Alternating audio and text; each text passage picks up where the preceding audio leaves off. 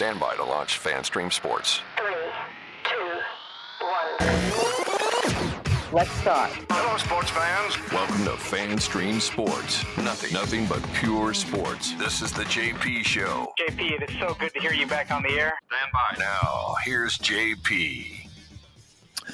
Welcome into a Football Friday edition of the JP Peterson Show. Oh, that's weird, isn't it? I have this glow coming down from above. Yeah, I thought it was something ordained. It's like I've been divinely inspired. Yeah. Yes. Oh, no. Not quite. Yes, the reporting did come from above, but yes, when I will be gloating today. Just fair warning for all of you. To all my detractors. JP's going on the soapbox today. You're just making stuff up to get clicks. There's no buyer in Tampa. Okay. I'm going to be insufferable today. As hungover as Tim Ham is today. Oh, my God. I will be equally as insufferable to my critics today as I gloat over Ken Rosenthal's piece today, confirming our reporting from months ago. When Michael Irvin's buying the shots, I'm not saying no.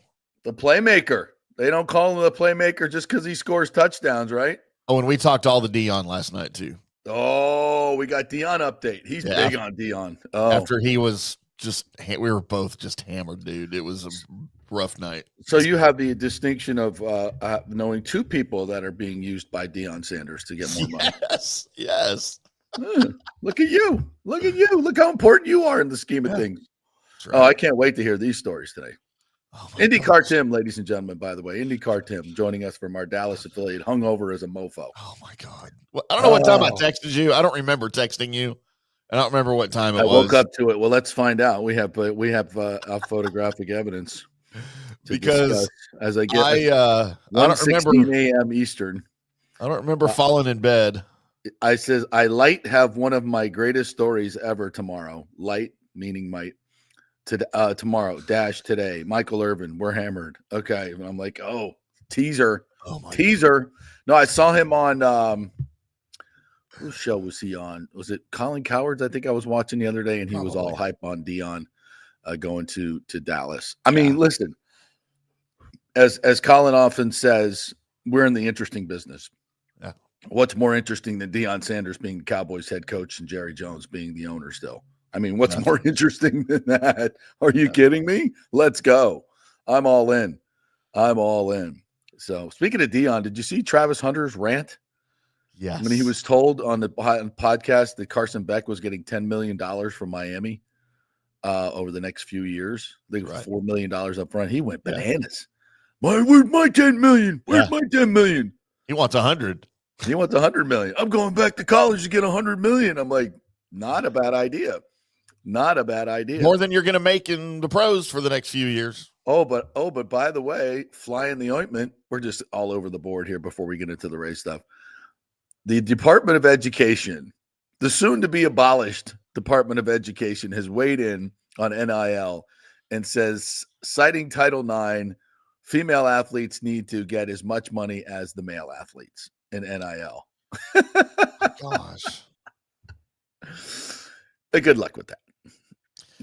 And I'm not laughing at that because women don't deserve as much money or more. In some cases, they do. Absolutely. But NIL is a function of the market. And you will be paid commensurate to what you can deliver to the people that are paying the money. So if you're thinking that the fourth sculler on the men's or women's rowing team, are they scullers, is going to make as much money as Travis Hunter, you're wrong. That's not going to happen. No. So go get the Department of Education. What are you good for? On the way out, all these stupid things that Biden is doing and his cronies are doing. It's just, January 20th can't get here soon enough. Good God. But anyway, we digress. So we are going, Tito's going to join us today, right? Our Ohio State expert is going to join us in the second half. But other than that, it's me and Tim talking Rays, Bucs, Liam Coen, bolts last night. So anything you guys want to bring to the table, just bringing it to the comments. You can do that on YouTube and on Facebook at JP Peterson, and also the JP Peterson Show Fan Stream Sports YouTube. Watch it, comment, and we will get to your comments. So the breaking news this morning, Ken Rosenthal has penned an article for The Athletic. Now, as my good friend and old colleague Joe Henderson, longtime columnist at the Tampa Tribune, pointed out on Facebook, the significance of Ken Rosenthal writing this piece on Stu Sternberg cannot be overstated. Cannot be overstated. By the way, let me get this out of the way. So Ken Rosenthal from The Athletic penned a piece basically detailing what we have been reporting for months now, that there are suitors in Tampa, there are owners in Tampa, prospective owners in Tampa that are working with Major League Baseball or Major League Baseball is aware of. They are confirming once again, and I've had further confirmation this morning from sources close to all these negotiations, that negotiations are continuing to buy the team and build a stadium in Tampa. I think everyone realizes that the St. Pete deal is dead, as I told you it was many, many months ago, that it would never be built. But Ken Rosenthal now has sources inside the Rays, confidential sources, that are confirming what we have been reporting for quite some time. So that's the overview, and I'll read the story for you because it's behind a paywall. Many of you can't read it, so we'll read the important parts of it for you coming up. But the significance of it is that Ken Rosenthal is the handpicked baseball reporter. Obviously, his credibility is beyond reproach, and he gets most of his marching orders from the commissioner's office. And not marching orders is probably a pejorative term I should not use here.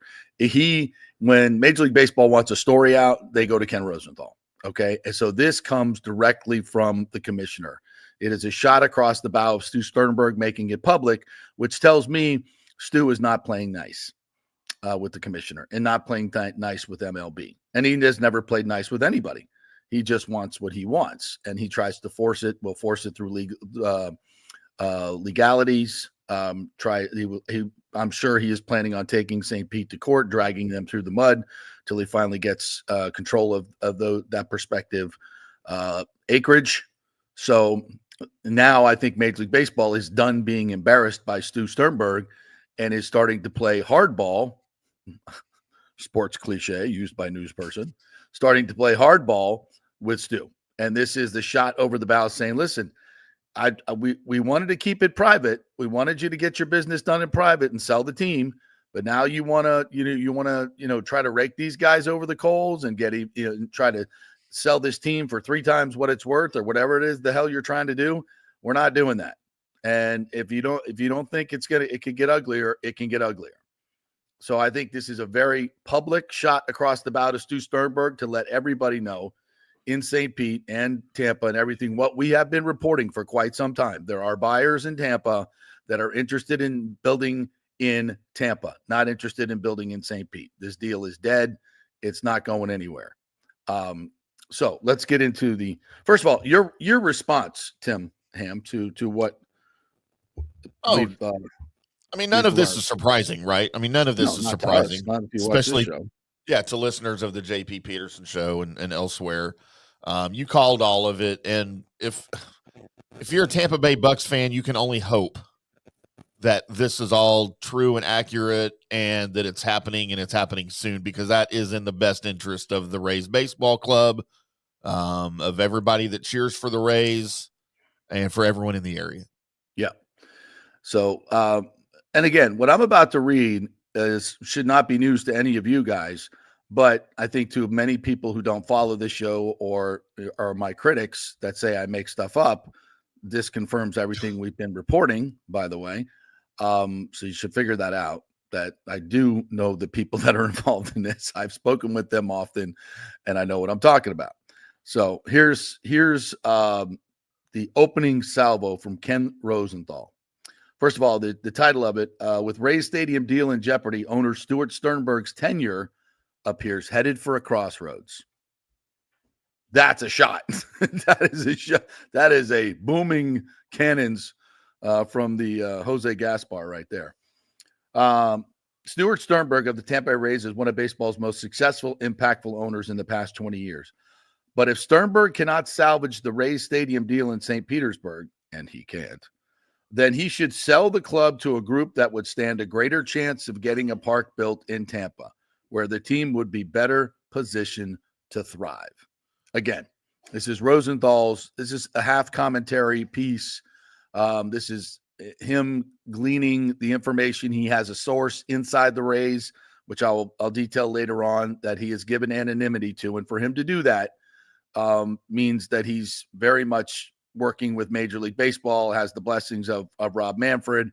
And they are, and for this source to come forward, this whistleblower, this is a very important step. And don't forget that Major League Baseball has installed a point person now, just like when John McHale came in to find out what's going on in the franchise when Vince DeMoli was running it through the mud, and a couple of years later, the sale was forced. Okay, so that person is now in place ostensibly to oversee the rebuilding of the Trop, which is not going to happen, by the way. So there are things working here, and Major League Baseball is now in the mud here, and they have. I think this piece will show you that they have realized that the problem is Stu Sternberg, and has always been Stu Sternberg, and now they need new ownership to get this deal done, and that the market is so important that they're not going to leave. All the things I've been telling you, Ken Rosenthal is confirming here. He says, this is not to shout, Stu must go, but we'll shout it. Stu must go. The way one might with other owners like John Fisher of the A's, the White Sox, Reinsdorf, blah, blah, blah, blah, blah. Nor is it to lament poor Stu for an owner who is sitting on $600 million of public funding. It's way more than that for a new park. And in the wake of two devastating hurricanes in the Tampa Bay region, wanting more. It's an embarrassment. This is an embarrassment for MLB, like we told you. Sternberg's tenure, however, appears headed for a crossroads. His team lost its current ballpark for at least the 2025 season when Hurricane Milton blew the roof off Trop. And the Rays' deal for a new park on the same site is in jeopardy as Sternberg and other club officials clamor for more money to cover possible cost overruns, which they were supposed to pay. Time is running short. The Rays must meet specific funding and design requirements by March 31st for Pinellas County to issue the necessary bonds for its $312.5 million contribution to the new park. It's double that if they have to pay the interest on the bonds. Mm-hmm.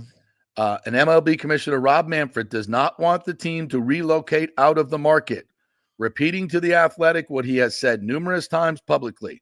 My goal is to make baseball work in the Tampa Bay region. And don't forget, we've had Chris Lotvala and other county city commissioners echo what Manfred has told them many times, that they're not leaving. They're not leaving. He's not said they're building in St. Pete, but he said they're not leaving the market. So this has been confirmed not only in his public statements, but in his private conversations with the city and the county. Rosenthal continues. Manfred declined further comment. Sternberg declined comment entirely. Since when has Stu Sternberg not talked to Ken Rosenthal? Hello? Wow. Things have changed. Since when is Stu Sternberg not talked to Mark Topkin or John Romano of the Times? Things have changed. Stu is no longer the darling of the media or MLB, and he hasn't been for quite some time, but it has reached this proportion. He continues, and while Manfred's lobbying of the county commissioners to approve financing last month could be interpreted as putting the politicians on notice that the team could bolt, he is taking a different approach with Sternberg than he did with Fisher and the A's. And then he details why the Oakland situation is different than the Rays, which we have told you many times, completely different. He continues, an out-of-state relocation prompted in part by a natural disaster would be unseemly and perhaps unwarranted. Another owner, one with deeper pockets, might be more successful than Sternberg was in persuading officials in neighboring Tampa and Hillsborough County to finance a new ballpark. There you go. That is Manfred saying, we know Stu is the problem. Other owners would be able to get this deal done overnight. Who's told you that for years? Moi. Yeah, I'm gloating. I'm gloating. I don't care. I don't care. I'm gloating. Doing my Ricky Gervais. I don't care. No, I'm gloating. Another factor, Manfred might not be comfortable with a second team relocating to a market in which the league might want to expand. The A's took away one such market, and while the league did not charge Fisher a relocation fee, it instituted a 10-year flip tax to penalize him if he used the relocation to sell the club at an inflated price. Who did that? Stu Sternberg's hero, Jeffrey Loria in Miami, which is the same thing he's trying to pull here. I told you. If Fisher sells before 2029, he will be taxed 20% of the purchase price to be split among the other owners, according to a source briefed on the details. The tax would decrease each year through 2033. What that means is he ain't letting Fisher just take this market without the other owners being compensated. This is why I tell you guys all the time, the Rays aren't leaving. Oh, they're just going to move to Nashville. If they don't vote this, they're just going to clear Slatford. You're the problem. And if you don't vote for this, the Rays are going to move. No, they're not. They're not going anywhere. God, the league's not going to let that happen. You've been saying it from day one. For years. That is a threat that is used to get more public money and to get the things that they want. And it's never been real. They're not leaving this market. He continues. Unlike the A's, the league considers Tampa Bay too valuable to vacate or say Nashville or Raleigh-Durham, even if Sternberg's best chance of extracting maximum value in the sale is in one of those markets. The problem is Sternberg does not seem especially welcome in either Tampa or St. Pete. He's not anymore, which is unfortunate considering how he transformed his franchise, blah, blah, blah. I ain't reading that. The Rays are a modern baseball miracle. They are, in terms of their wins and what they've done to spend it. But we all know you can get to the playoffs with expanded playoffs by using this formula. It's very difficult to win a championship if you're not spending with the big boys. I don't need to read that.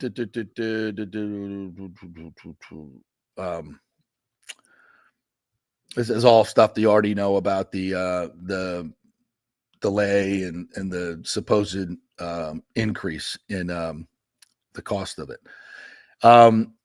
He continues, other officials also went public with their distaste for Sternberg, damaging the team's reputation as it tries to do business in the community and further souring the relationship between the two sides, according to a Rays official who was granted anonymity for his candor. Let me read that again. Other officials also went public with the distaste for Sternberg. This means the city and the county, all the county commissioners and all the things that were said over those 2 days after the nasty letter after the hurricanes, when the county dared to delay a vote on your precious upfront funding by 28 days. They dared to do that after 2 hurricanes, trying to figure out if they're going to pay it in a lump sum or issue bonds or figure out how they're going to also get the money to renourish the beaches. How dare you, sir, delay my baseball stadium and my funding with your silly hurricane damage? How dare you? What an embarrassment for Major League Baseball that letter was. Just disgusting. And this is when I think Manfred really got pissed. To be honest, this is when I know Manfred really got pissed after that stupid letter. Jiminy Christmas. So let me read it again. Other officials also went public with their distaste for Sternberg, damaging the team's reputation as it tries to do business in the community and further souring the relationship between the two sides. According to a Rays official who was granted anonymity for his candor, in quotes, in parentheses, the inability of the Rays to play at Tropicana Field this season automatically extended the team's lease by 1 year through 2028. So when you hear this part down in the story where he says, I'm talking to a Rays insider inside the organization that is telling you all these things, I think I know who it is, but I can't say because I don't know for sure. And I don't want to say if I don't know for sure, but I think I know who it is. And it's a high-ranking person that may be tired of carrying the water for Stu Sternberg. That's all I'll say. Tampa officials are also said to be lukewarm towards Sternberg, and it'd probably be better to position yourself with Major League Baseball now instead of with Sternberg. If you're an astute politician reading the room, if you want any future, if you'd like to continue in a role of high-paying jobs, might be time to switch set allegiance to the people that are going to be in control later on. Just saying. Smart people make lots of money. Very smart. But very also malleable in their loyalty. if I may be so bold. Tampa officials are also said to be lukewarm towards Sternberg. You think? That was a polite way to put that, by the way. Lukewarm. Yeah. I would say more towards the scorching surface of the sun hot. Rosenthal is a friendly writer. He's much more friendly than I. But to be completely accurate, it would be more surface of the sun than lukewarm. Yeah. Okay. Just so we're clear here. An effort in 2017 to build a park in Tampa's Ybor City never came to fruition because Stu took his ball and went home. Not because there wasn't money and not because there wasn't public support. That is a false narrative promulgated by other institutions. Nor did Sternberg's proposal to split the Rays home games between Tampa and Montreal, an idea the league quashed in 2022 and amounted to another failed attempt, even if the decision was beyond Sternberg's control. Tampa officials don't want to deal with Stu Sternberg. He continues. So if Sternberg can't complete a ballpark deal in either city and the league doesn't want to lose the market, the logical solution is for him to sell to interest in Tampa who could get the Ybor City Park built once and for all. Potential buyers in Tampa exist, according to sources who are briefed on the matter, but would not reveal the identities of the likely bidders. Sternberg periodically has engaged in sale conversations. The question is whether he could get his price. So, for all you people out there, and you know who you are and what stations you work for, he's just making stuff up. He's not credible. No, I have the inside information, and you don't. So let me read that again. So if Sternberg can't complete a ballpark deal in either city, and remember, this is the commissioner's blessing on this article. The league doesn't want to lose the market. The logical solution is for him to sell to interest in Tampa who could get the Ybor City Park built once and for all.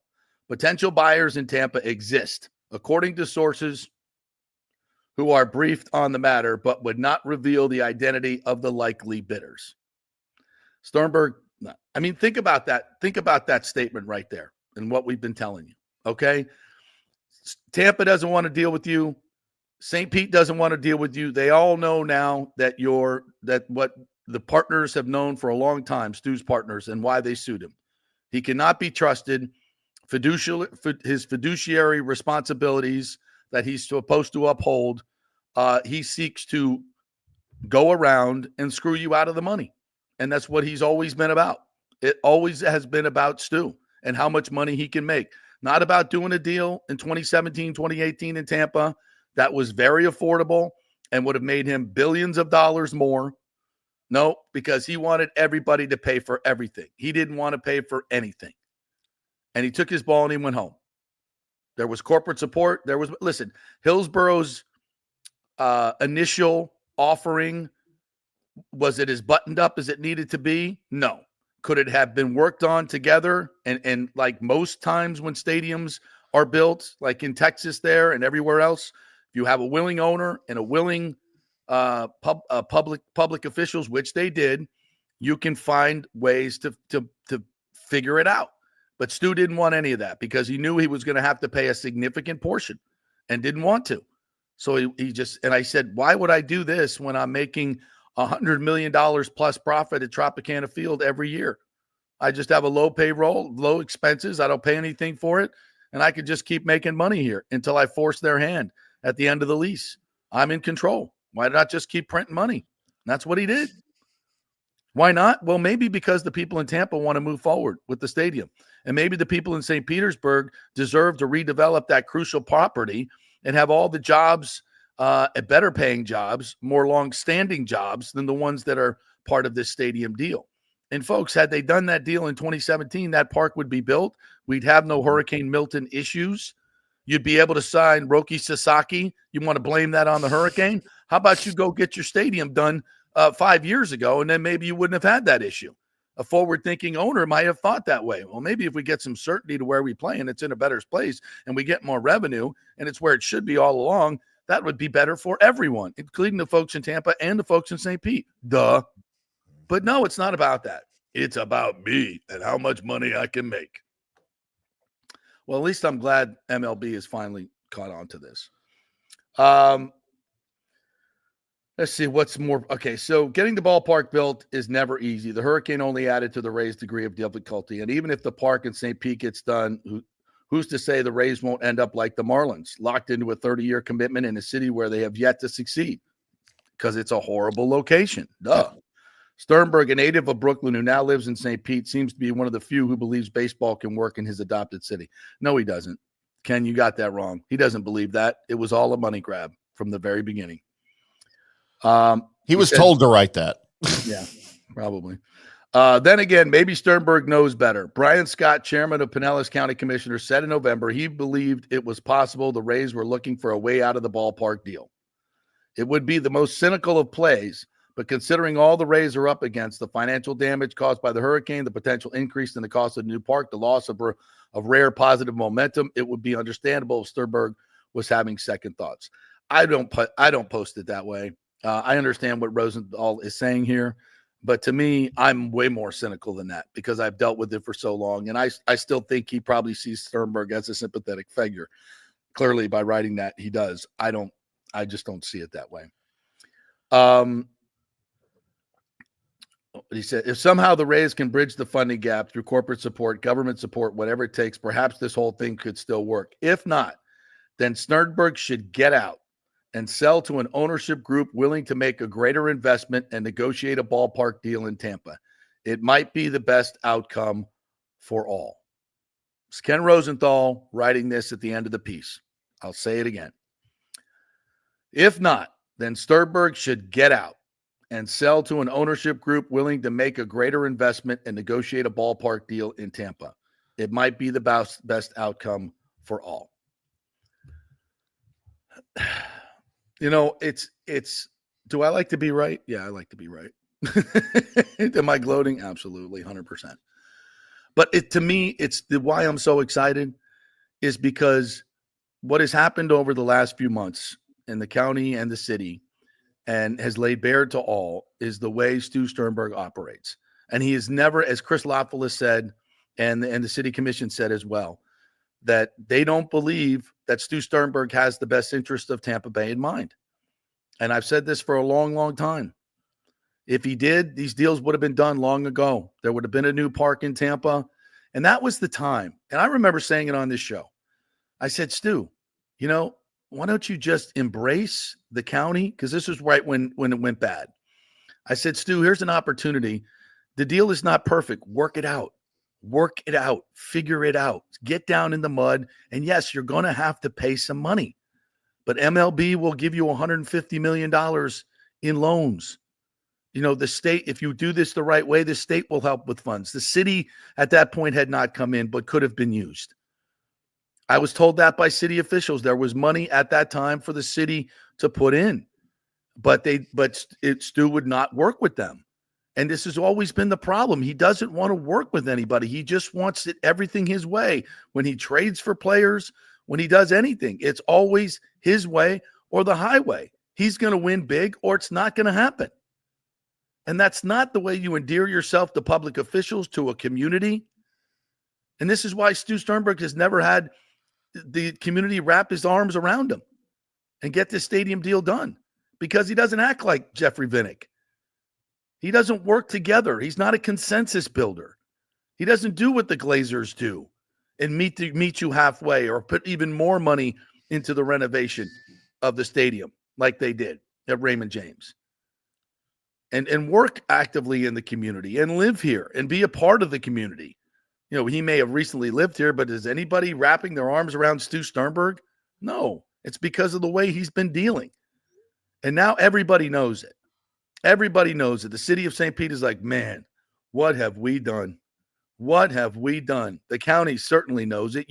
We can go back and revisit all their comments about him personally, and they're all spot on. And I never wanted to make this personal, but when you when you behave in this way, I don't have anything personal against Stu Sternberg. I have the way he has run this team, the decisions that he has made, and how it has put the city of Tampa and St. Pete in a holding pattern since 2017.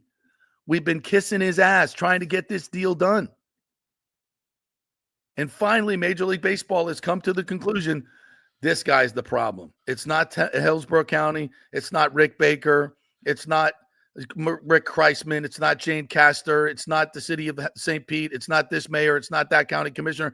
Everybody else that the Rays always want to blame. And the people that spout their false narratives want to blame everybody else. Oh, Chris Latfully, you're the problem. If you don't vote for this, they're leaving. Lie. The dude got death threats. It's ridiculous. And the time has come. Major League Baseball, thank you. Ken Rosenthal, thank you. Because it's not just some, dumb guy on his podcast saying all these things. Now it has come from on high. Ken effing Rosenthal, the Major League Baseball commissioner, who have sources within the Rays organization that are telling you he can't work with anybody. Nobody wants to work with him. His demands are ridiculous. He never does what he says he's going to do. We'll pay for the cost overruns. Oh, whoops, we're not going to pay for the cost overruns. And we don't have to prove to you that there's $200 million in cost overruns. You just have to take our word for it. Because we deserve the benefit of the doubt because we've been so truthful through this whole process. Ha, ha, ha. Nobody's buying that anymore.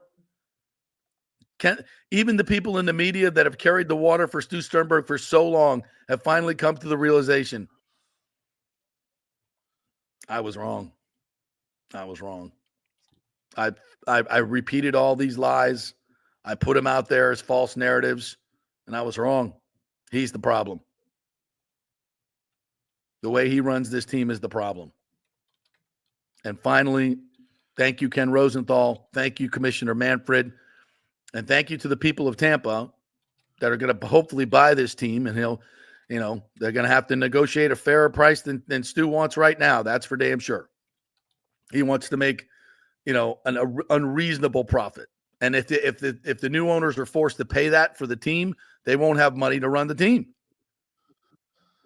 So we'll still have to have low payrolls and we'll still be in a hole. That's the way he wants to leave it. Scorched effing earth. And take the acreage without building the stadium, which I told you was always the goal. I mean, God damn. Major League Baseball, come on. Do not let him embarrass you anymore and poison the water. If he gets away with all this other stuff, is anybody really going to want to support Major League Baseball in this market? If he's allowed to steal that acreage and the city of St. Pete gets screwed over like that? No, can't have that. Just take your $2 billion profit and go. I mean, how much is enough? Jiminy Christmas. Let us do it the right way, finally. Finally, let us do it the right way and have the passion for baseball that exists in this community and has for a century of the Cubans and Americans coming over here and building Ybor City. We love baseball, man. Everybody plays baseball growing up in Tampa Bay. Look at the freaking talent we produce. It's a per capita the most in America, in my opinion, and backed up by a lot of data. The history of the game in this market is unbelievable. Going back to Al Lopez and Wade Boggs and Fred McGriff, and now carried on. With Kyle Tucker and Pete Alonso and so many more players. We love baseball, but we got to do it right. And we're tired of being maligned as a baseball market. Oh, nobody supports the Rays. Well, because we got a terrible owner and a terrible stadium and a terrible location. Let's do it right. We got the opportunity. This is a great market, and Major League Baseball knows it. Local ownership with a stadium in Tampa is going to crush. Is going to freaking crush. And I can't wait for it to come to fruition. And for God's sake, Stu, sell now so I'll be alive when this freaking thing is finally built. And you guys are getting ready to enjoy outdoor baseball. Oh, can't wait. That's what the news should be about. Yeah. Yeah. You're so right, Tim. We should be celebrating this. And I think we're this close, man. Yeah. Because imagine if this team is sold in the next few months before the season starts to local ownership or people that are local that have been here a long time. And I know the group that they're talking about will be beloved in this marketplace. And the city and county and regional support will be unbelievable. And then we're going to go to outdoor baseball, and we're going to, and I think we'll stay in Steinbrenner Field while the other stadium is built.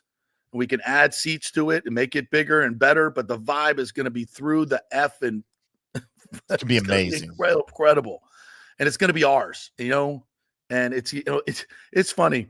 It takes Hal Steinbrenner, the owner of the Yankees, to step up and say, hey, man, anything you guys need. My dad has always been a huge part of Tampa and this city. Like, Hal Steinbrenner is more beloved in Tampa Bay than Stu Sternberg. Tells you something right there. And that statement that he put out about his love for Tampa and his family's love for Tampa Bay in this region and stepping up to clear the way for everything. I can only imagine what the Rays are doing to the Yankees right now. We want this, and we want this, and we don't want to pay for it. I mean, I can only imagine, it's in House is going to be like, sure, whatever you need. Yep, yeah. Whatever, and that's the way it's not going to be, oh, let's work together and it's not going to be that. It's not going to be that at all. And people don't realize this whole thing with the Rays playing at Steinbrenner might be costing the Yankees as much as it's going to cost the Rays. And Steinbrenner's not even barking about it. Right. It's I guess the Rays are supposedly paying $15 million. I can tell you right now, that ain't coming out of Stu's pocket. No. Either the city of St. Petersburg probably going to end up paying that because they have to provide a venue. And for them, that's a lot better than forking out $100 million to put a roof on a building you're going to blow up in 2 years. So don't worry. The Rays ain't paying that. They can trust me on that. So yeah, we should be celebrating this, and possibly we will. Anyway, let's take our first break and let's get into the comments. And there's news as well as the game times have been announced for outdoor baseball, which I think is great. I think it did a great job with that. Because guess what? We can have later games now that everybody doesn't have to travel over to St. Petersburg. Shocking development. So we'll talk about that. We got lots of Bucs news to get to with Liam Coen. Is he staying? Is he going? Tyreek Hill coming to the Bucs. And, of course, Tim's night out with Michael Irvin, the playmaker. We got so much to get to. I see you, Rick. We are brought to you by the Jeeves Law Group, JEEVESLawgroup.com. If they are local, they are trusted, and they get results. If you've been in an accident, your first call should be to the Jeeves Law Group. Go to the website, JEEVESLawgroup.com. You can email them, call them. Scott Cheese is a phenomenal attorney, has been awarded every award you need to get awarded for his performance for his clients, and he could be in your corner. JeevesLawGroup.com. Back in 3. Ciao, Paolo Tini here, owner of Caffè Paradiso, voted number 3 People's Choice Award on Open Table. I want to thank all our loyal family of customers that have been enjoying our great traditional Italian dishes we make from scratch every day. It's a great family story we're proud of. Our family moved from Rimini, Italy in 1984. My dad, Caesar, started Donatello, and that's where I got the start in the restaurant business. I started Caffè Paradiso on South McDill in 1995, and we've been there ever since. From our traditional ossobuco, a veal slow roast for 4 hours, to our daily fresh catch, the Gruppo Paradiso, with a piccata sauce and lobster claw meat, homemade pasta like lasagna, farfalle salchicha, which is a bow tie pasta homemade with fresh sausage. Hold on a minute, JP's favorite. I love it. So come and have a glass of wine with me on South McDill. Get a reservation on Open Table and see all our 5-star reviews. Ciao, see you soon at Paradiso. So many of our Tampa Bay neighbors are finding out the hard way from Hurricane Helene that homeowners insurance does not cover flood damage. You must have flood insurance. It's a separate policy. Immediately call Italiano Insurance at 813-877-7799, and they will shop around to find the best policy before rates go up. Lock it in. Over 60% are underinsured in Florida. or you're not getting your discounts that you're entitled to. So do an insurance checkup at Italiano, and they could save you thousands of dollars. Italiano will make sure you're with a highly rated insurer, so there are no surprises in your time of need. Our hearts go out to all our neighbors devastated by Helene. These are the times we're proud to protect all the pieces of your life. Italiano Insurance, 813-877-7799.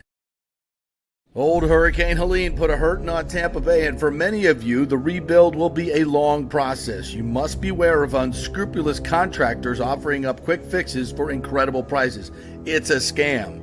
So go with long-standing reputable companies like Third Generation Plumbing and AC. My friend John Rodriguez has been serving Tampa Bay since 1995 with hundreds of 5-star reviews. If you need a new AC system or any home repairs from Helene, they will work with insurance companies to get you taken care of quickly, expertly installed, of course, and a 1-year maintenance plan and 10-year warranty included on all AC units. 0% financing for 60 months.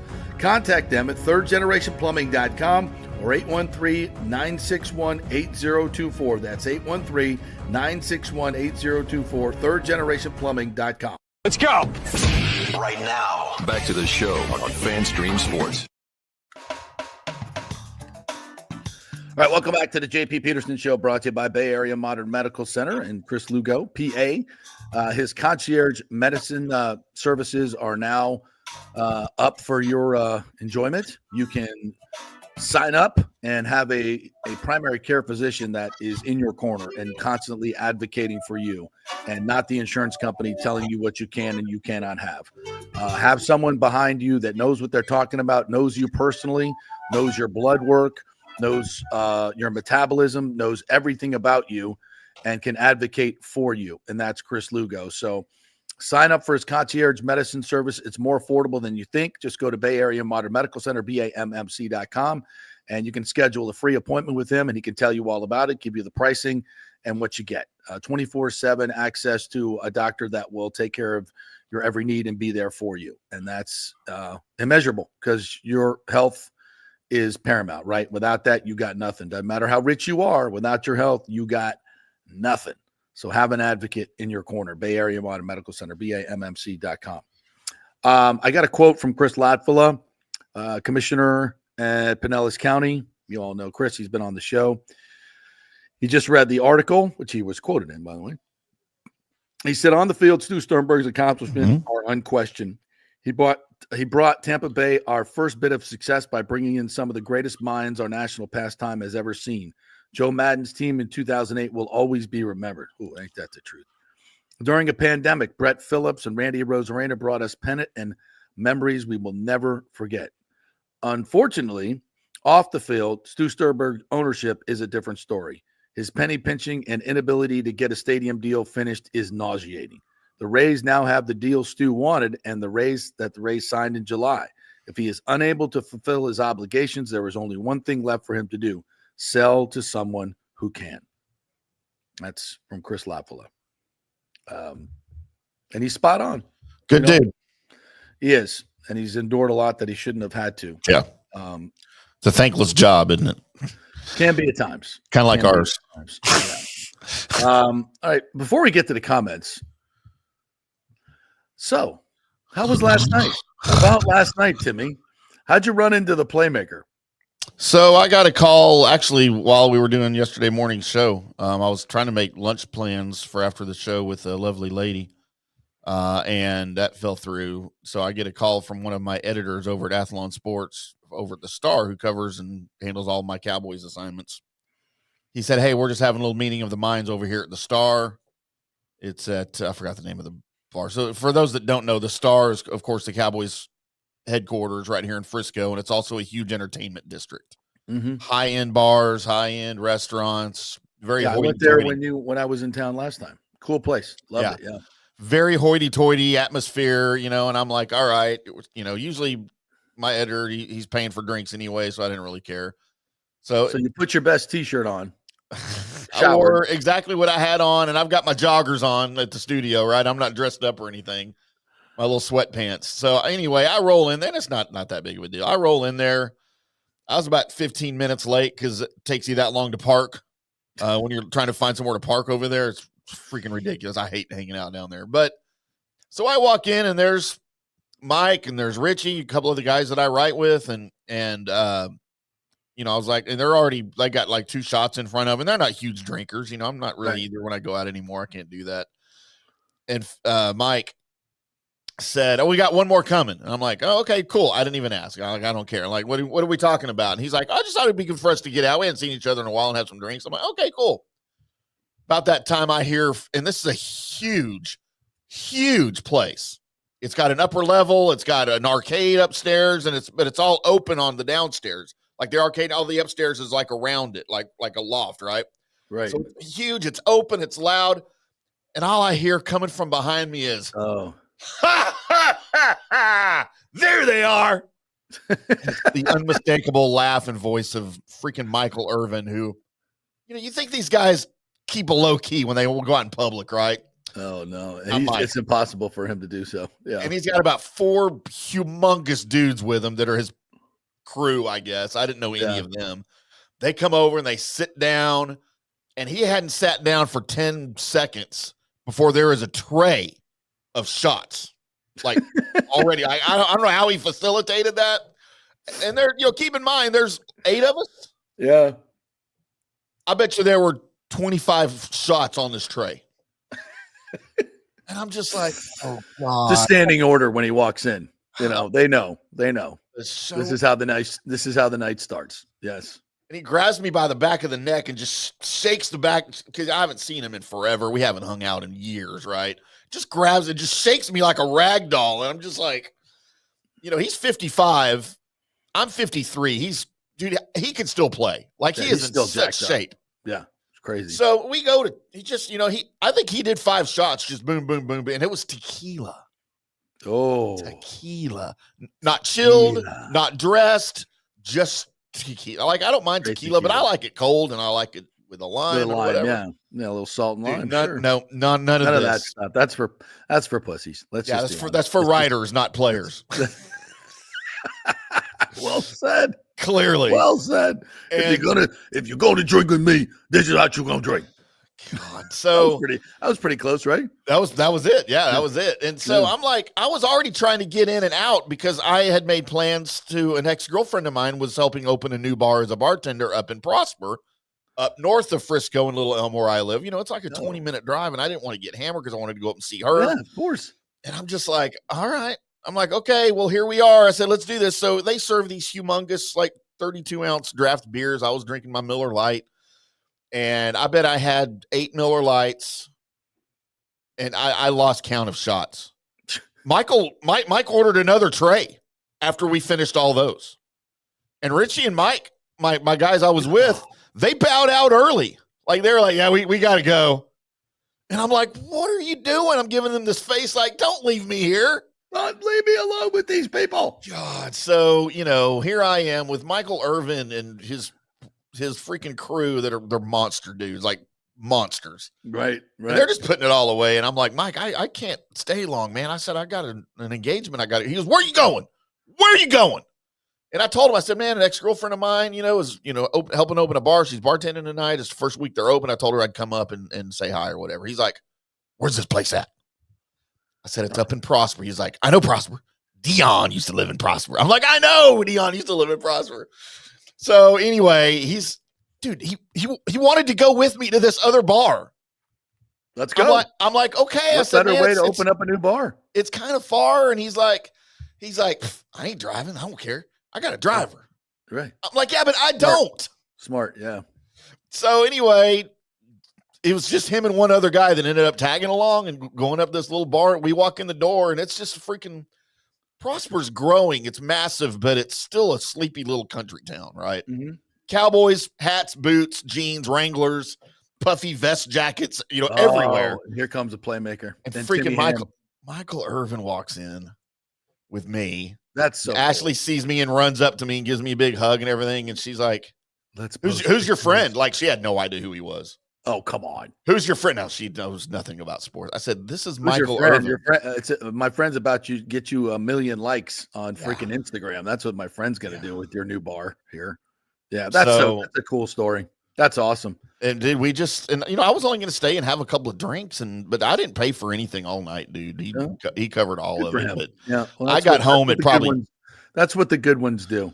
That's what the good ones do. And I did get some Dion out of him, though. All right, so what do we got? Give us the news. We're breaking news all over the place. And he swears up and down Dion's taking the Cowboys job. I said, Mike, Jerry, it's a money grab, bro. It. It's a money grab. Dion is all about the money. I know. And all these things that he told his players out, loyalty and sticking around and all that shenanigans, it's all smoke and mirrors. He wanted the Cowboy job. That's always been what his eye was on. And he's going to get it. And he's going to, I bet Jerry's going to have to pay him $15 million a year to get him. And that and an $8 million buyout. Michael Irvin, he's going to work the media to create, or he's going to go back to Colorado and get another $10 million from them. It's all about money, and it's all about leverage, and it's all about Dion, and it's all about money. Listen, I've known this cat since he was 18 years old at Florida State University. I did the first story on him, national story on him for ESPN, driving up in his convertible Chrysler with a Yankees license plate with Prime on the back. Yep. And all the jewelry and everything. We shot the whole thing at Burt Reynolds Hall. And Prime has always been about the money. I remember, and he was always nice to me, and he always did interviews and was awesome with me because I got him, I shipped those tapes up to ESPN. I put them in the 3/4 inch thing, put the FedEx label on it, shipped it to ESPN. He would, he used me then, he used me now. And when I went to Atlanta, when he was playing for Atlanta, I caught up with him after game. I'm like, Dion Prime, can you give me a quick one? He goes, JP, I love you, but I'm in the NFL now. I don't do small time TV. And I was like, shocking. I wasn't mad. I wasn't insulted. Yeah. I was like, that's Prime. That's Prime. Man has his priorities. He knows his brand, and it ain't Tallahassee anymore. No. Moving on. So it's always been about that. And here's some that I'd totally forgotten about that leads me now. There's no possible way he will ever be the coach of the Cowboys or hold any specific position in the city of Dallas. Dude, he burned a ton of bridges when he was here.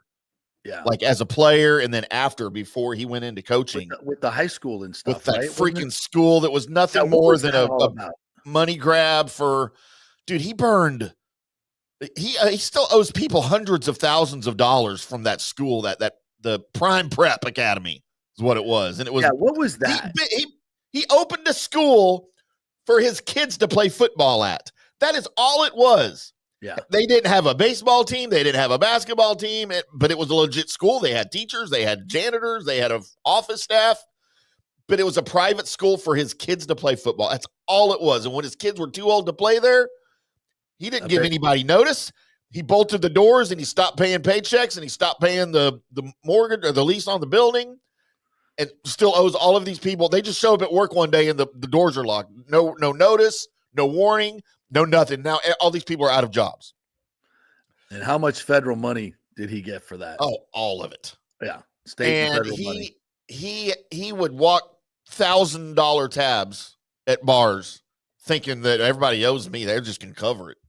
And wouldn't pay tabs. There are countless bars that I'm aware of where he and his cronies would rack up, and he did it to the Fan when I was at the Fan, and we would invite him to hey, yeah, we'll get you dinner and a couple of drinks, right? Oh no, he would bring about 10 people with him, family members. Oh yeah, and just stiff, not a dime of a tip to anybody. Just walk the check. Yep, and just like. There was a player like that in Tampa Bay for many years, close to Dion. Yep. Yeah. And just walk right out. Just walk right out. No tip, no nothing. No nothing. Because, it's so that being what it is, how does that work in Dallas, him coming back? I don't think he ever will. Are the Cowboys clamoring, or Cowboys fans clamoring for Dion? No one is clamoring for Dion to be the head coach, but I think that if it happened, everybody would be on board just because of the story. Like everybody here in Dallas, obviously, everybody in the world knows Jerry Jones, right? And his strong will and, his motivation to run the team. And he likes shiny stuff. He likes notoriety. He likes press. Nobody's going to bring more of that than Deion. I think Deion would be more of a curiosity here than anything else. I don't think he would be. I don't think he would be a good NFL coach. No, I don't think. I don't even know if he's a good college coach. Nobody knows if he's a good college coach yet. Like I don't know. I don't know if he's good. I think he's good at acquiring talent. Yeah. I think he's really good at acquiring talent, and the talent that he put on that field. Listen, you get that kind of talent, and you put it on a college field, and you have coordinators who are somewhat. And Deion brings a lot of sizzle and motivation. Let's just be honest. He brings a lot of sizzle and motivation. And I think that's a big part of football. I think it's a huge part of football. I think he can be very successful in college. Could he win a championship? I don't know. But I think his floor every year is going to be 8-9 wins every year. If he stays in the, in the Big 10 or Big 12, he's going to consistently recruit and get great players with NIL. He'll bring in money. Yeah, I think it's a super spot for him. I don't necessarily think Colorado is. I think an SEC job or a bigger high profile job. You can get better coaches, and he's just becomes the CEO and the head recruiter and the head businessman. If he can win 7 or 8 games, 9 games for the next 4 or 5 years at Colorado, Florida State's going to come calling. Alabama might come calling. He's burned a lot of bridges at FSU. I don't think know. FSU's on the table there? I don't know. If they pay him, it's all about money to Deion. Yeah. It's just all about money. And that's why they didn't hire him the first time. Plus, he didn't have a college degree at the time, and he's since been gifted one. Right. So, yeah, he didn't have one, so they couldn't hire him just by state policy. I'm sure they could have, figured something out to get him a degree quickly. But anyway, he wanted the money before he had earned it, and he did not have the I don't think he'd even coached at Jackson State at that time, or had. I don't think so. You mean when he was being mentioned for FSU? No, that was going to be his. I think that's when he got hired at Jackson State. I think that's what. So anyway, I think this has been his not dream job, but his goal to get the Cowboys job and get paid by Jerry Jones again and be the highest paid coach in the NFL. And I think all those advantages that I just said in college, he doesn't have any of those advantages in pro. And he's not going to have his kids either. It's a salary cap. You don't have your kids. You don't have, you're recruiting. Listen, I think there's a lot of guys that would like to play for Deion. I think there's a lot of guys that don't want any part of it. I don't think, and by the way, yes, free agency is recruiting. Yes, there is no question about it, but you still have a salary cap. So you can recruit all you want, but it's a level playing field of talent for the most part. He's not going to have that advantage in the NFL. So, and it's a huge advantage. And that's the big advantage he has in college, because he'll get more NIL money and he has the charisma. And he's a great motivator. I think that plays in his favor in the NFL. But even that, I think a lot of his motivation is kind of rah-rah, high school, college stuff. I think professional players would see through his inauthenticity, if I could say that. Yeah. His lack of authenticity. And I think it would be a problem. There's nothing genuine about Deion Sanders. Yeah. Exactly. Nothing. It's a show. It's a show, and it's for money. And I applaud him. He works it. He works it. He works every angle. And he loves that money. But if you think for 1 second that he cares about anything else, I would say maybe a little, as a means to an end. He has to care about some kids and appear to really, really care about them in order to get more kids, in order to make more money. So it's all the means to the end for Deion. And congratulations. He's a rich man. He's about to get more rich. He works it like nobody's business. I just wonder how long, how sustainable all of this is for him. Like, he's going to have a couple of bad years, and it might cost him a future, That's why, and then he'll go back to TV and they'll pay him handsomely, Good for him. Yeah, good for him. He knows how to work it. But at some point, it does catch up with you at some point, and he'll be so rich by then he won't care. He probably already is. Then he'll have FU money, so it doesn't matter. All right, let's move on to some other things. We got a lot to get to here. First of all, it's 11 o'clock. Let's take another break. Quick break. We're going to come back. Let's get into Tyreek Hill, who posted something yesterday that everybody was like, what? Freaking Tyreek Hill. Yeah, it's interesting, though. What's the future of Chris Godwin in Tampa Bay? That's interesting as well. The update on Liam Coen. Bolts talk. We're going to talk Notre Dame, Ohio State with Tito from 97.1 The Fan in Columbus. Lots more coming your way. We are brought to you by Italiano Insurance. This is a great time to get that insurance checkup, folks. Let them shop all your insurance. Is your homeowner's insurance too high? Yep. Is your flood insurance too high? Yep. Let them shop it around. There are new companies coming in, so let them do all the work. You save all the money. 813-877-7799. It's Italiano Insurance. Back in 3. Hey, JP here for my concierge medical professional, Chris Lugo, PA. You've heard him on the show for a couple of years where he shares invaluable medical, nutritional, and supplement advice. With Chris, it's like having a medical provider as your best friend. What I love about this concierge service is the convenience and support he offers. I can text or call him 24/7 with any questions or concerns, and he'll promptly call in a prescription if needed. No office visits or copays required. It gives me peace of mind knowing I have someone genuinely invested in my health, not just focused on insurance profits. And the best part, the Bay Area Modern Medical Center's personal concierge service is more affordable than you might think. Don't let insurance companies dictate your health care. Take control of your health and wellness today. Visit BAMMC.com for more information and to schedule your initial free consultation. Empower yourself and take charge of your personal health with BAMMC.com. Hey guys, why not kick off 2025 by popping the question? Yes, and you know where to get that perfect engagement ring. It's the Gold and Diamond Source. The best prices, the best quality, and yes, get her a real diamond. You don't want to go with the fake stuff. And January's birthstone is garnet for all you FSU fans, right? Get 15% off all the unforgettable garnet jewelry at the Gold and Diamond Source. Also, discover Emilique by Emily Johnson Weintraub, a sleek and modern jewelry line that makes everyday gifts extraordinary.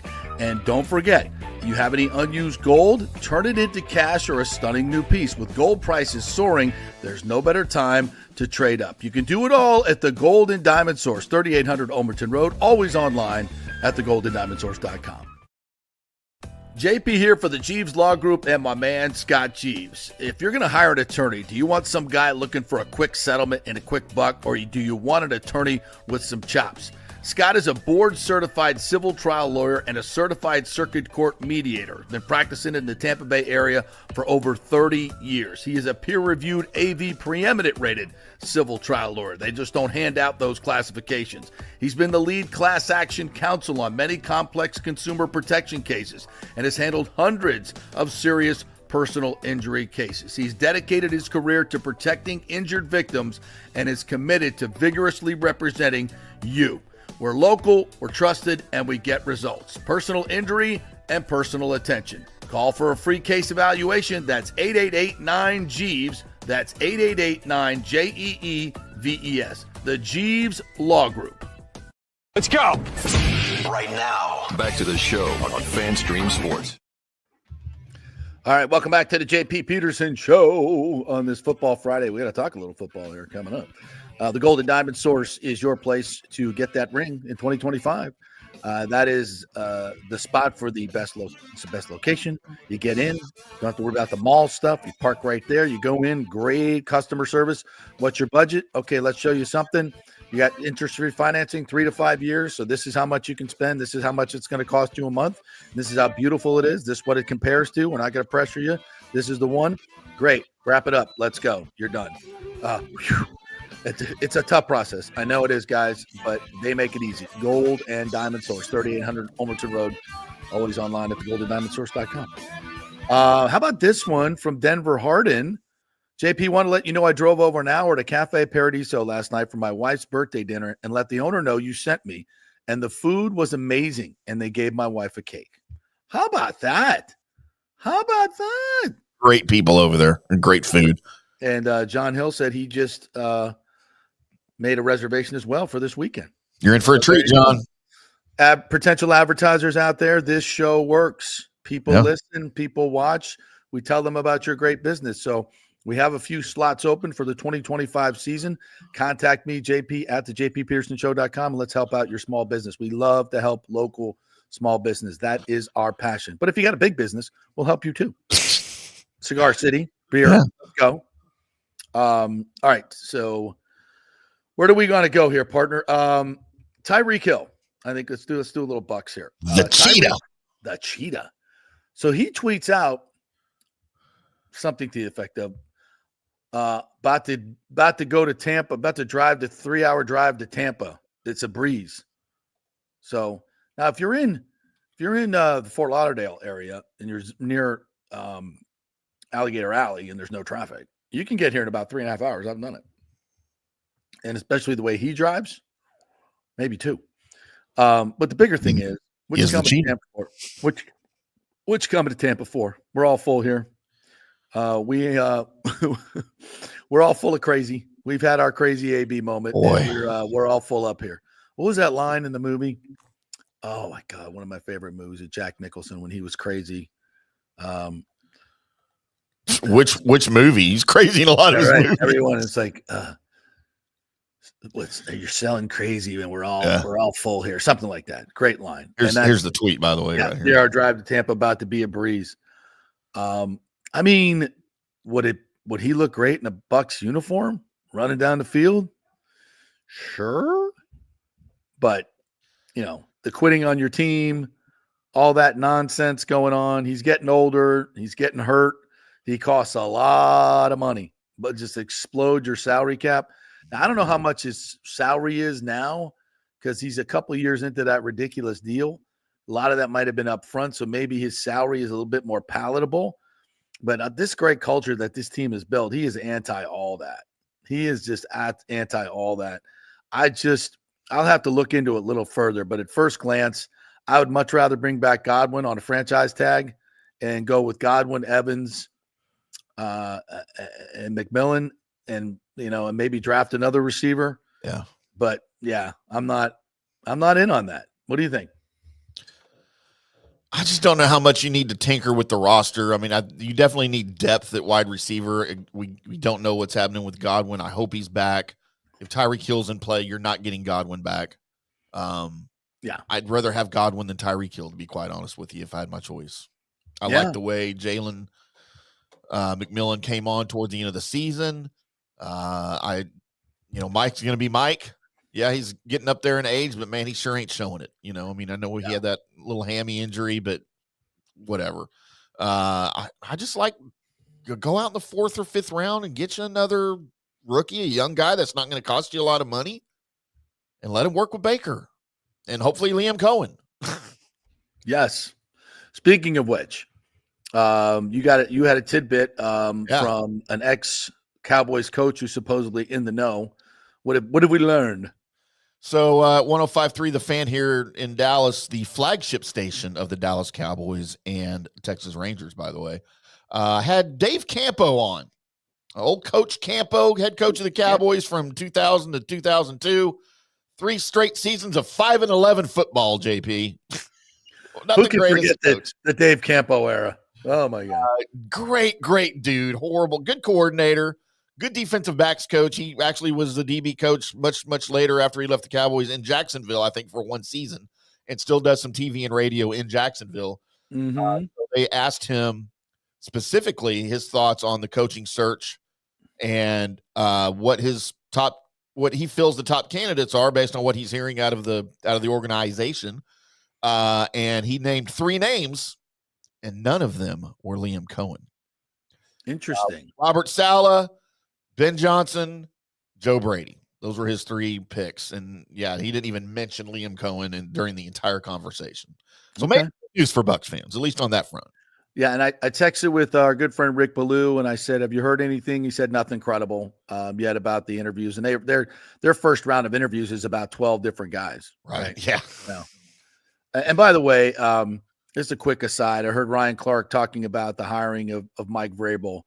and the use of the Rooney Rule in that situation where Kraft interviewed Byron Leftwich. I mean, seriously, come on, seriously. And we've talked about this, and the people that hate the Rooney Rule the most, and Ryan mentioned this, are the black football coaches. It just it's become such a token thing now. It's a token thing, and it's just ridiculous. And I just say, Robert Kraft, do better. Come on, man, do better. And I understand you wanted to hire Vrabel, and you have every right to do so. And he's a great resume. I don't have a problem with the hire, but and part of it's on the NFL as well. Again, it's his well-meaning, rule. It's a well-meaning, it's well-intentioned, but clearly the implementation of it has become a scar on the league. So let's do away with it. And I think it's a great step too. And listen to Todd Bowles. Listen to Marcus Freeman when they're asked these questions. And if they're asked these questions and they tell you your thoughts, don't lecture them about how they should act as a black football coach, especially when you're not. Don't get me started. By the way, you don't want to be known as a black football coach. They don't want to be known as you're the first black football coach in a national championship. That's not what they're here for. They don't want to. Yeah, they don't care about that. They don't care about it. And when we stop labeling people and stop ascribing reasons for or for not doing things because of their color of their skin, as Martin Luther King said, let's look at the content of the character and stop the color of the skin. The coaches don't want it. The NFL looks ridiculous when they do these Rooney Rule interviews. It's insulting. It's insulting to the coaches. Just get rid of the rule. We don't have to talk about it anymore. And yes, you white owners, you old white owners, you're the problem that we had to put the rule in the first place. So do better. Do better. And I think we're past it anyway. I think, the Glazers have certainly set an example as to their hiring practices, which I think more than insulates them if there's something they want to do with Todd Bowles and Liam Coen. So that should not be even in. People talk about it, and people are afraid to talk about him being fired because of it. We're not in that camp, and it should be based on merit and what you've done and what you might possibly do, and it will work itself out. So, the most curious head coach that I found out satisfied a Rooney Rule minority interview. Not named Byron Leftwich. Who? Mike McDaniel, head coach of the Dolphins, is a minority black head coach. He's categorized as a minority black head coach in the league right now. the whitest coach in football is a minority. I mean, and that just goes, guy I've ever seen. And that just goes to show you how silly the whole damn thing is. At this point, we're all mutts. We're all freaking mutts. Doesn't matter. I'm related to Todd Bowles, apparently. There you go. There you go. Well, that's why you were my minority hire. Yeah. I satisfied the Rooney Rule for JP for FanStream Sports. We checked the box. I mean, come on. Jiminy Christmas. It's hysterical. So anyway. All right. Mark Breslow says, was JP the ghostwriter of the Rosenthal article? That's a good call. I tell you what, it's word for word what we've been talking about for a long time here on this show. And that's why, yes, am I gloating? Yes. But more than anything, I'm happy that the world has seen what I've seen and people in powerful positions can do something about it. That's what's important. Did we start it? Have we been the loudest voice? Absolutely. And have I lost millions of dollars over it? Probably. Yes. At least $500,000 that I know of. Yeah. Yes, I have. And I'd do it again. Because my mentors, Chris Thomas, and the people that I learned journalism from at FAMU, I take those lessons to heart, and I ain't going to sell out. I'm not going to sell out. And I don't know if the money's big enough, just bring me an offer and we'll see. But no, we're not. And we've been talking about it for a long time. And it is quite gratifying that Ken Rosenthal confirms what we've been reporting for a long time. And people say, I just make stuff up. So yes, and now, there are powerful people that can do something about it and make it better in Tampa Bay. That's what it's all about. It's not about me being right, although it feels good. It's about now something better being done in Tampa Bay and doing it right, not making this colossal mistake that Miami made, right? We got a chance to do it right. Let's do it right. Come on, Manfred. See this through. Michael LaRue, good morning to you. The Bucs lost home playoff games in 21 to the Rams, famously on the terrible call by Todd Bowles to let what's his face get deep, Cooper Kupp get deep, and set up a field goal in the waning seconds. Got smoked by the Cowboys in 22 at home, and now Washington. Of course, they beat Philadelphia in 23. Has there ever been an NFL team that has lost 3 home games in a 4-year period? I don't think so. Cowboys. Think so. Home games? Guarantee you. Yeah, I mean, I'll go back and look, but yeah. Yeah. But it just, again, for all those people that are like, oh, well, Bulls has won 3 titles and his division titles in a row. Well, if you can't take advantage of it and win a home playoff game, what good is it? And the reason you can't win a home playoff game is because you won a crappy division and you're not that good. So don't, you can't fire somebody who won 3 division titles in a row. Context, people. Context. Lonnie Wilkins said, headed to the Cubs convention today after work for a weekend downtown Chicago. Can't wait to see Sammy Sosa get his flowers. What's going on there? I don't know. It's Cub stuff. Looks like Ken Rosenthal fired the Cannons. Oh, yes, he did. Oh, yes, he did. Fire the Cannons. Yes, he did.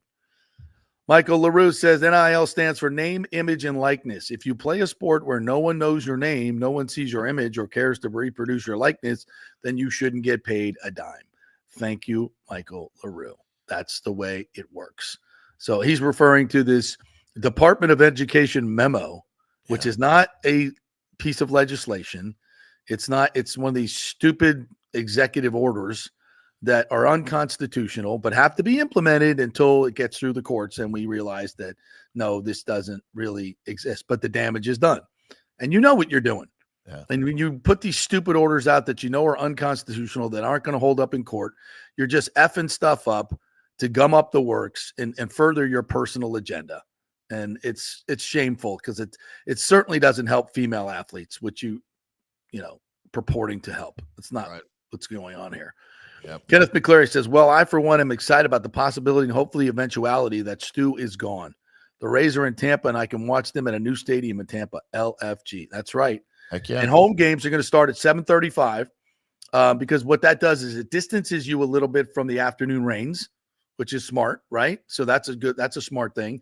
So weekday games are going to be 7. I think weekends are 1 o'clock. In the summer, that's going to be tough on a Sunday, but gives you those Sunday day games. But you got 7:35. It's cooler. Hopefully, the rain will have passed by then. So, and it allows 7:35 games because people don't have to use the extra because the majority of your fan base is in Hillsborough County and 2 points east. And now it's going to be easier for them to get there and get home. Wonderful. Michael LaRue says, I wonder if the Times will ever report what Rosenthal said. Great freaking question. Here's a bigger question is, Michael, why haven't they already reported it? They're here on the ground. They know all these things or should know them, or their perspective is clouded, that they don't want to see these things. Yeah. So Ken Rosenthal can get a source inside the Rays to tell you these things, but Mark Topkin and John Romano can't. JP Peterson did. Maybe they don't want to report it. Maybe there's a financial reason behind it. I don't know. Could be. Those things happen, Yes, Ebor, and everyone knows it, Thomas Casper says. And by the way, I'm not saying that those gentlemen personally get paid to report things. I don't know how much money Stu Sternberg has given the Times. Jeffrey Vinnick, I know, gave them a lot of money. To help them survive financially. There have been many donations given to them, hefty ones, to stay financially solvent. They used to report who did that, but they don't anymore. So I don't know. But I don't know. I don't know the answer to that question. John Hill says, reservations made this weekend at Cafe Paradiso due to JP promoting. Many thanks. There you go, Paulo. See? In for a treat. Yes. Oh, thinking about it now. Rick says the Times are not allowed to report anything negative about the Rays. Stu Sarah? Do SRA? I'm too stupid to understand what that means, Rick. I don't get it, Rick. We're simple people. You have to speak in simple terms here. He's too smart for us. I already know that. Oh, yeah. Thomas Casper says Stu always said his share was only coming from stadium naming rights. That's right. Yep. Is Vinnick involved? Scott Rasnick says, I don't know. This is the people that I know of that are involved are not named Vinnick. That doesn't mean that he's not involved or could be a silent partner. But every time I've asked, I've been told, no, he's not interested in that and is not doing that. So now that doesn't people, like Ken Rosenthal said, these people want to be anonymous and I've been sworn to secrecy. So I can't tell you until I'm allowed to tell you. So this is the way reporting is done. You want to screw up a source, go do something that you've been told not to, and you'll never get any news again. And so that's how we have to play it. So I don't know, Scott. I hope so. I can see we all connect the dots, and it would be wonderful, but I don't know. And I'll tell you I don't know when I don't know. I'm not just going to make something up. Like everybody thinks you already do anyway. Oh, see, he didn't get to finish his Oh, okay. Of note, face Stu the Stalin. wrath of Stu Stalin. Yes, right. He's not talking to them now. Yeah, which is interesting. More right, Rudder. Good morning to you. Hypothetical trade for Tim and JP: Crosby or Garrett for Chris Godwin, Rashad, and a second. The Bucs win or lose this trade. Oh God, that's a win. You can't trade Chris Godwin because he's not under contract. Right, and if he's on franchise tag, you can't trade him. You can't trade him either anyway. Yeah. And why would the Raiders get rid of Crosby, and why are the Browns going to get rid of Garrett? Yeah, it's hypothetical. It's great, but they'll never do it for that. No way. I like where he's going with it, though. I mean, what do you like? First, I don't think they're going to trade him. They're not. Even those stupid franchises aren't that dumb. Tom Brady won't not allow them to trade Max Crosby. Although Myles Garrett has been a little vocal about the direction of the Browns. He basically told the Browns, you need to show me that you've got some direction that we're going here in the next year. When's he a free agent? 2 more years, I think 26. But that doesn't mean he can't demand a trade. How he old holds is all he? the cards there. How old is he? 29? 28, 29? It's a shame we don't have a way to look that up. What? How do you do that? Would I give up two ones for 29. him? He's 29. Yeah, would I give up 29? 2 ones. Oh, it's a little old. Edge, though. Still plays at a high level. That would be tough. I think I'd rather have again, Garrett you got than the 19th Crosby. pick. You got the 19th pick this year, which is close. Like you're in the ballpark of getting an elite pass rusher. You are, if there's a lot of quarterbacks in the draft, which there aren't. So that's a problem.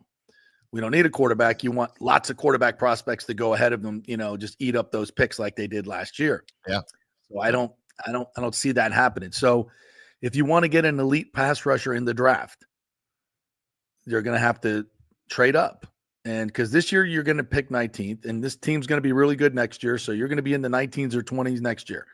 So you're going to get, if I could, I don't even know if there's other teams that will do this, but if I can move up into the top 10 and use next year's first round draft pick and, in a situation where I know I'm going to get the guy I want to get, I'm seriously considering that if I'm the Bucs, because you either got to get this guy in free agency, and they don't come available in free agency very often. I know you found Shaq Barrett. I know you got JPP, and those were masterful strokes. Can you do it again, Jason Light? Prove me wrong. I mean, yes, he can. He's done it, right? So maybe he's got an eye on somebody. But if you're asking me, would I give up 2 ones to get, you're actually giving up an extra one. You're using the one on an elite pass rusher. I'm saying yes. You've had 2 great drafts in a row. You've drafted a first-round pick in Bucky Irving in the 4th round, right? You found one in Jalen McMillan. So you've done a tremendous job drafting. So this gives you a little bit of leeway to go and spend a little bit of extra capital to get that elite difference maker player, which to me is only going to be an edge rusher or a quarterback. Maybe a left tackle. We don't need one. So in this situation, and we don't need a quarterback. So in this situation, the missing piece, and we all know it, is a dominant edge rusher. And if you got a guy in mind in this draft and you think I would give up a lot of future capital because your window is now, and those windows close quick. Mike's getting older. Baker's getting older. Your OC might leave. Like, there's a lot that can happen. So I think this is the time to fire. If I'm Jason Light, I'm going all in. If I can go get that guy and expend a little future capital, yes. And I know he hates trading future picks. Yeah. I know he hates that. But I think the time is now. Would you agree with that? Yeah. And I trust him. I mean, I trust him to go find a James Pierce Jr. maybe I don't know. At 19, It's just so sketchy because you just don't know what other teams are doing in front of you. You're not going to get Abdul Carter. You're not going to get the dude out of Ole Miss, Princely. You mean him? I can't remember say his last name. But a James Pierce Jr. is maybe, at 19, if that's what the direction you want to go. Somebody asked you, John Hill did actually. Which Texas A&M defensive end is a better fit for the Bucs at the 19th pick? Nick Scourton or Shamar Stewart? Dude, both of those guys are beasts. Shamar Stewart's probably has a little bit of an edge. Scourton coming into the NFL, not really a project, but he's not going to help you year one. Probably won't be a year one starter. Shamar Stewart could come into any NFL team and be a starter in week one of his first year. Bucks Basement says 4 OCs in 4 freaking years. At what point are Glazers going to say enough and give the offense some damn continuity? Bowles is in year 6 and still talking the same garbage about broken communication. Well, that's not their fault. They keep losing good coordinators to jobs. Well, the point is, Glazers sign one as a head coach and stop dilly-dallying with Todd Bowles. Yeah. Hunter Tubbs says, JP always spot on. Sell the team and get the boys to Tampa. Thank you, brother. What else we got here? James says, hope Bucks keep Godwin and draft a wide receiver to continue growing wide receiver room. Tyreek Hill, I wouldn't want to disrupt the culture. Would rather Bucks trade for elite edge rusher and signing a cornerback to replace Dean. Absolutely 100% agree on everything there. Absolutely. Breaking news, Roger Goodell have 18 games coming up. That's just a matter of time, right? Just a matter of time. I think they've actually already worked it into the future TV agreement. So probably the players it's say, such look, a sure thing. Yeah. Yeah. And they, but I got to tell you, Tim, I think it's enough's enough. I think 18's too much. I do. I'm good with 16. I'm good with 16. I want more football. You know what? Throw another team in the playoffs. And give me 20 regular season games. I just want more football. I don't care. And I wanted to get to this real quickly. It said, JP, did you see the viral video of the Eagles fan at last week's game insulting the Packers fan? Yes, I did. Much to talk about in this. Number one, Eagles fan showing your ass again. Disgusting. How can you be a grown-ass man of 40, 50 years, however old that guy is, probably in his early 50s, I guess I would say, and you're calling, I don't even like using the word on our show, and we can cuss, the C word, like a woman to her face that you don't even know, because just because she's cheering for another team, you're going to call her a dumb, ugly, stupid C word? Like, that goes beyond just being drunk and boisterous, right? Like, that you use that word that many times to a lady who's not even doing anything to you. She's not even acknowledging you. Right. And so many people are like, oh, I would get up and kick his ass. And I would probably do it too. But you know what? Yeah. You know what happens then? You get 25 other Eagle fans, assholes that they are, that jump on top of you, and you're probably dead because that's what they do. Yep. And I'm sick and tired of it being celebrated in Philadelphia. Nobody. Yeah, they're not celebrating him in Philly. Yeah, well, they shouldn't be. He's been banned. So he's been banned from all future home games, and he got fired from his job. Yeah, well, good. Well, but sports radio is like, they celebrate these jagoffs. Yeah, they do. No, that's ridiculous. And until the fan base starts changing, and there should be Eagles fans walking up to that dude saying, "Hey, man, what are you doing? Yeah, what are you doing? Back off. Don't be an asshole." Like, what is the point? Apparently, the Eagles sent her a bunch of Packers gear. I don't saying, care. "Oh, I do." It was a nice gesture from the team. I mean, I get it. I guess, but it would be a nice gesture, making a concerted effort to do fan education. We're not that anymore, Philadelphia. Let's be better. You can't do that. You can't. Yes, you can. You can't control every single person that comes to your games. Well, it's part. My point is they promote. This has been going on since the Bucs were going there in the late 90s. That's why they have jail cells at the link. Yeah, well, you needed one. It's with a wink and a nod. They're like, "Oh, don't do that." You know, I don't like it. All right, let's bring in our good friend. Fit happens. Jeff Fitoff, Tito, as we like to call him. 97.1 The Fan in Columbus. Hey, what's up, Tito? Game coming up. You guys did it again. You just do a segment. You say assholes, jagoffs. Here comes Tito. Hey, speaking of assholes, read the room, bro. The timing's read impeccable. the room. The timing's impeccable. I think you guys do it on purpose. Big game tomorrow night. We're trying to put the focus on somebody else, so you look wonderful. Who's playing? Thank you. Monday night is going to be phenomenal. I know Ohio State's like an 8 or 8.5 point favorite, depending where you go on that one. But these teams are pretty evenly matched in a lot of ways. But I still think Ohio State's going to win the game. But it's going to be a lower scoring game, I think, than people are expecting. Really? What about Notre the Dame's explosive Ohio State offense? Well, Notre Dame's got a damn good defense for one thing, and they might try to mimic what Texas did in neutralizing Jeremiah Smith. Now, there was times Texas had 3 different tiers of defenders on him. That's why Jeremiah Smith had 3 targets, 1 catch for 3 yards. The only thing that might make this more of a double-digit win for Ohio State is Notre Dame plays more zone than just about anybody, more man-to-man than just about anybody in the country. And Will Howard does much better against man-to-man coverage, as does Ohio State's receivers. Obviously, you try to go man-to-man with Smith and Abuka out there and even Carnell Tate, you're going to have problems. Yeah. If they stick to that, if Al Golden does make adjustments on the defensive side of the ball for Notre Dame and their scheme coming in, it's kind of hard to make an adjustment this late in the season, something that large or that significant. But that would tilt things more in Ohio State's favor, in my opinion. Interesting. I spent Saturday night with the great Lou Holtz, Notre Dame national champion, and he told me to give you a message. Let's hear it. All right. I'll do my best, Lou Holtz, here, because I know. It said Ohio State has the talent, but Notre Dame has the heart, the culture, and the defense to win this game. So stay patient, run the football, and trust the process. Notre Dame wins a close one by 3. Remember, we're Notre Dame, and they ain't. I'm going to tell you this. I think that's well done. That's my man right there. I think it's entirely possible that even God doesn't like Lou Holtz anymore. So I wouldn't put that on. I would not give Notre Dame the advantage in the God thing. He's annoying. Shut up. He's my friend. But his little, but with Ryan Day going off on him. Yeah. So what was that last year? Like, so I agree, Tito.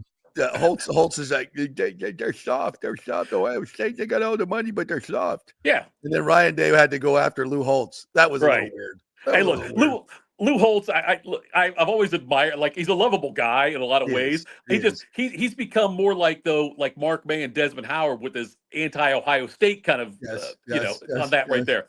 And so there was a time I wished Holtz was going to be the head coach at Ohio State, and I think there was a time he wanted it also. But it's just it seems like he goes out of his way. The way he said that if Notre Dame loses because we're just trying to be nice and save Ryan Day's job, like, that's not necessary. That is not necessary, but it's all taken a good point.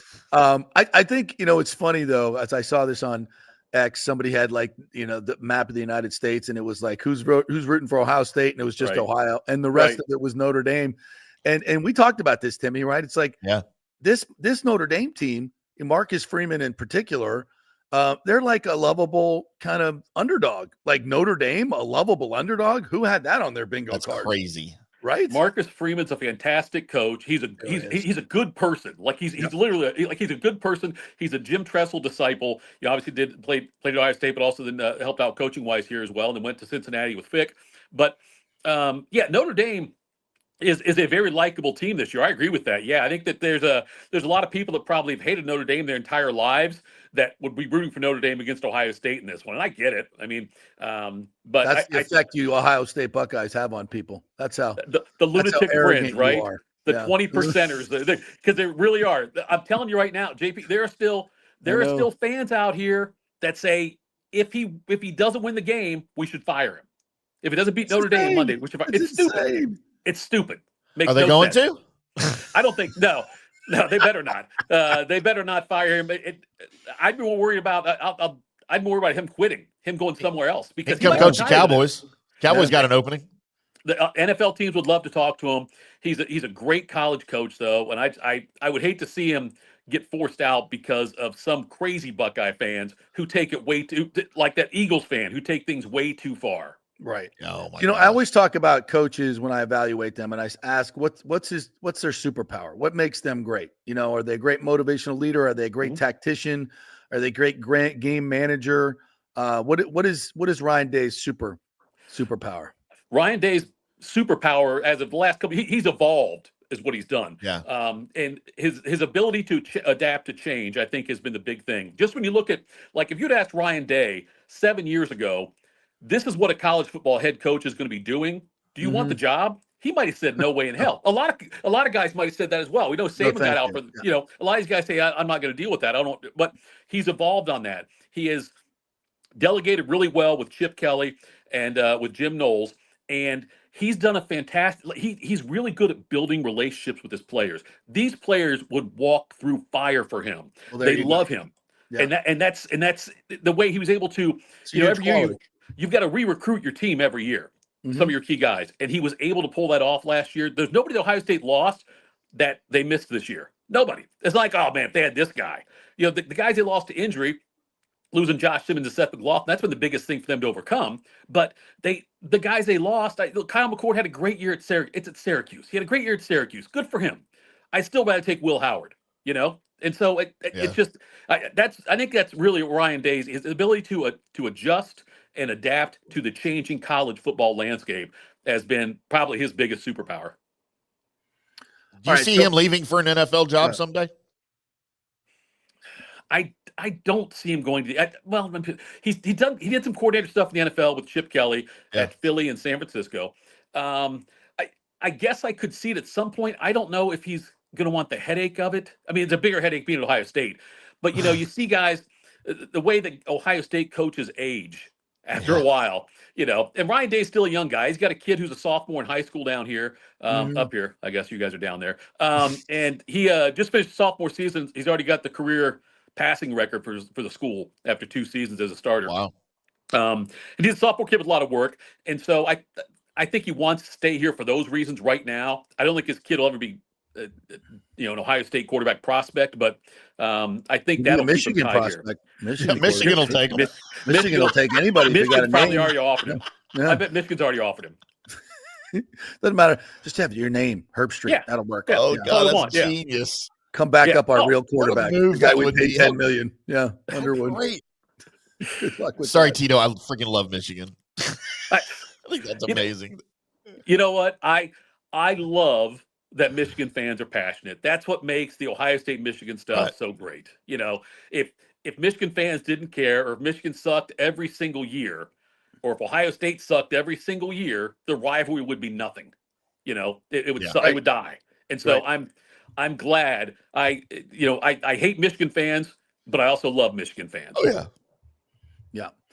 All right. So you got what's the spread on this still? Is it 8? Eight's what I'm seeing. I know that Notre Dame's going to try to control the clock. They're going to try to keep Ohio State's offense off the field. Notre Dame did lose Anthony Knapp, their left tackle. He's not going to play in this game.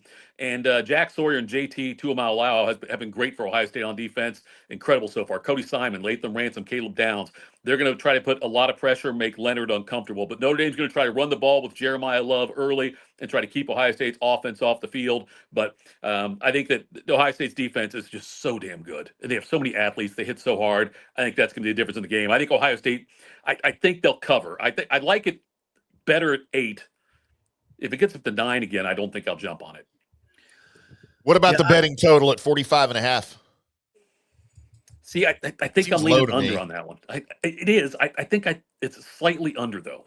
I do. I think it. Right. I think it could be a like a 27-16 kind of game maybe.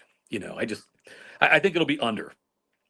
Gotcha. Yeah, I have a hard time seeing Notre Dame scoring a lot of points in this game, especially without their left tackle. They get their recipe for winning this game is bludgeoning the other team with their physicality on both sides of the ball. And when you step up in class with Ohio State, that's going to be hard to do.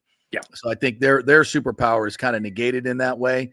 I think from a coaching standpoint, I like Marcus Freeman. I think he's done a great job managing through this playoff and getting his team here. But when those are all good stories until you step up against superior talent and equal coaching. So I think it's a tough road to hoe. 8 points is a lot though. Yeah. But these games, what's interesting about these games, championship games, is once it gets going one-sided, it tends to really go. I think there's so much pressure and there's so much at stake. And once you feel like you've lost it, like you get 2 scores down if you're Notre Dame, it's just, and you're just like, these guys are really good. It's hard. I think it's really hard to fight through that. If anybody can do it, it's a Marcus Freeman team because they've shown resilience incredibly. But I think it's just at some point it's too much. It's too much. Not even new hosts can shave your hair, boys. It's a great Notre Dame aura. It's a wonderful thing, but when you're getting your ass kicked, sometimes it's just that little green leprechaun just doesn't have that kind of stuff. You know what I'm saying? That's one of the best Lou Holtzes I've ever heard. I love that man. Love that man. He's been very good to me, and he's a great man. I know he's a pain in the ass and could be cantankerous. I tell you what, it was fun Saturday night listening to all his ex-players from the 88 team, recount. They all got up there and said a few things, and it was kind of funny because to a man, there was the constant theme was, man, we love this guy, but God, he was an asshole. Hey, that's one of my favorite 30 for 30s is the Catholics versus convicts one. Yes. I rewatch that every year when football season is about to get ramped up. And I love that every time. There's a lot of great Holtz things in there. I actually got to meet Holtz one time at an autograph signing where we were doing something with the radio station, and I got to go into this back room where Lou was waiting before he came out. And he had a couple of former players. I can't remember which players with him. A couple of former players and a friend of his there.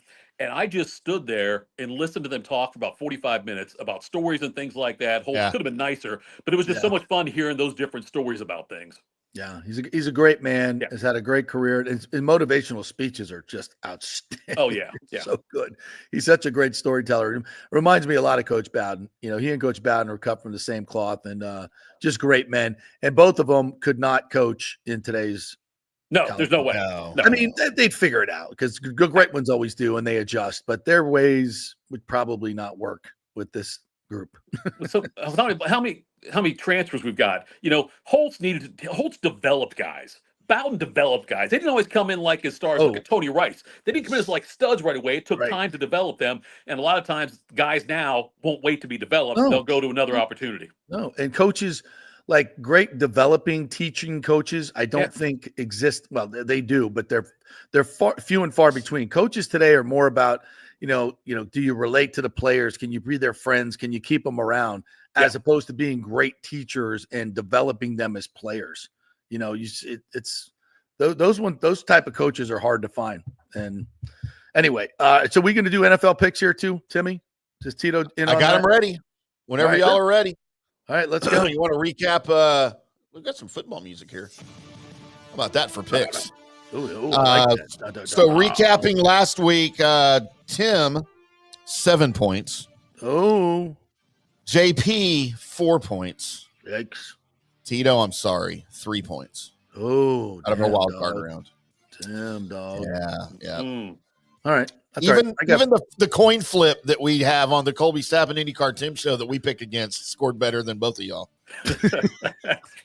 That's so sickening. That's so sickening. all the work that I put in, the countless hours that I put in handicapping these games and flipping of the coin is a better way.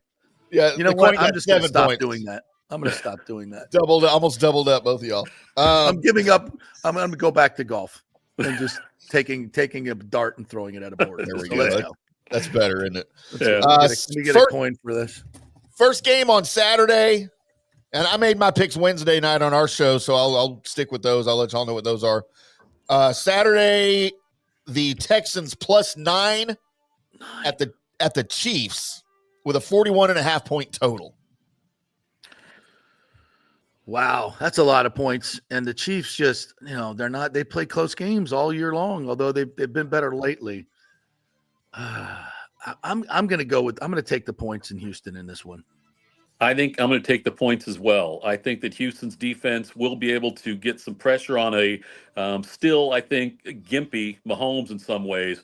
And I think the Texans will keep it closer than that. I think the Chiefs, I think the Chiefs will win it convincingly, but it'll be closer than 9 points. Okay. Yeah. If that's convincing, sure. Yes. Total 41.5. Slow.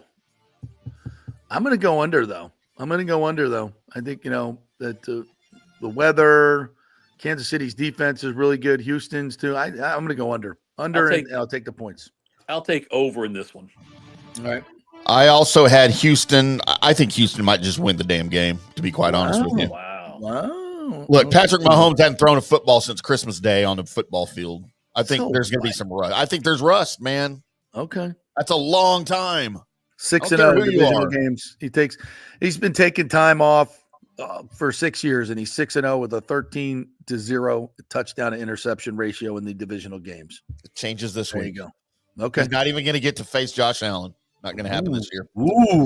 Ooh. Commanders Clearly have not read the NFL script. plus 9.5 at the Lions with a total of 55.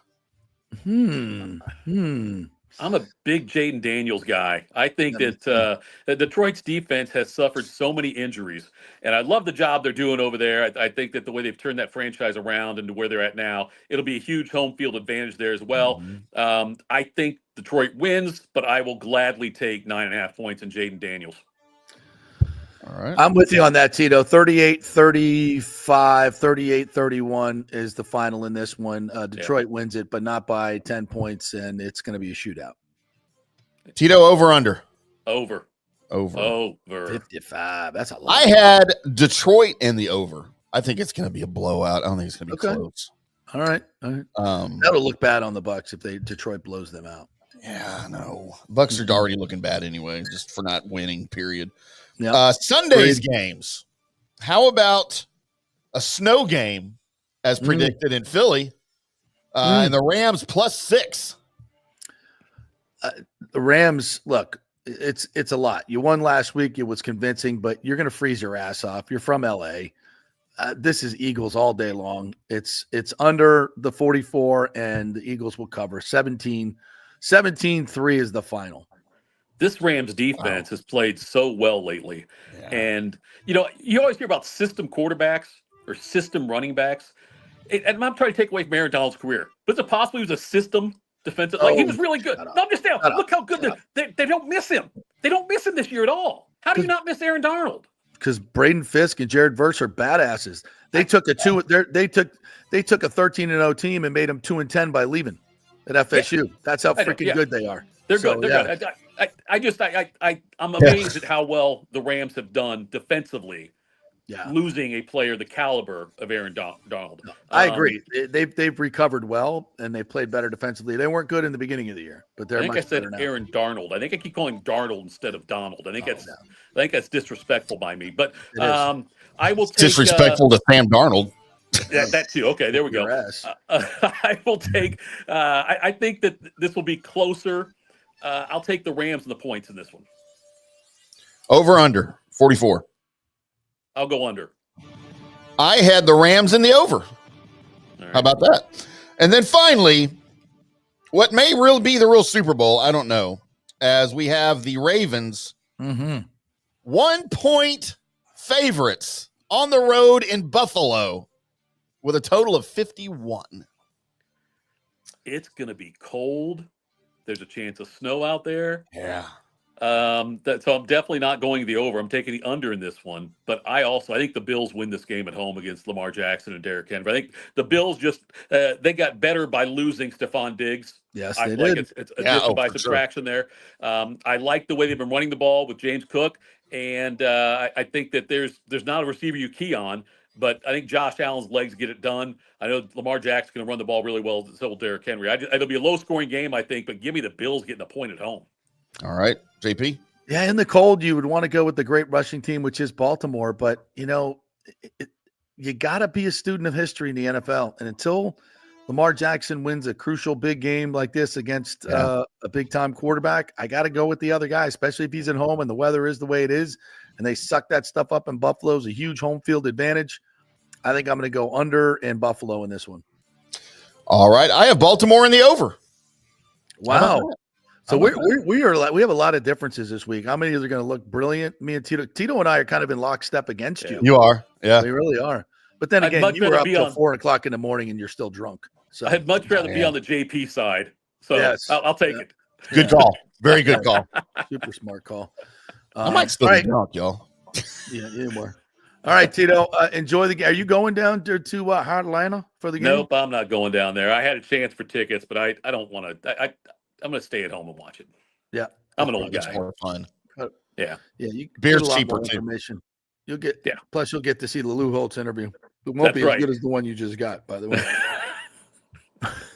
All right, Tito. Thanks, buddy. Appreciate you, Thanks, bud. guys. Have a great weekend. You too. Report just out, according to CBS Sports, Cowboys owner Jerry Jones pitched Mike McCarthy on having Jason Witten as an heir apparent. Yep. He wanted no part of that. I don't blame him. No. I think where can I get money on Jason Witten as the next head coach? Anywhere. He's on the board. Yeah. I mean, but enough. Is that okay? You can't vote on. You can't bet that stuff on Hard Rock. You can't? Okay. No, you can't. I got to be somewhere else. Bet on that. Yeah. All right. What we haven't talked about is the Lightning last night winning in a shootout over the Ducks. A team that had lost 4 of 5 coming in.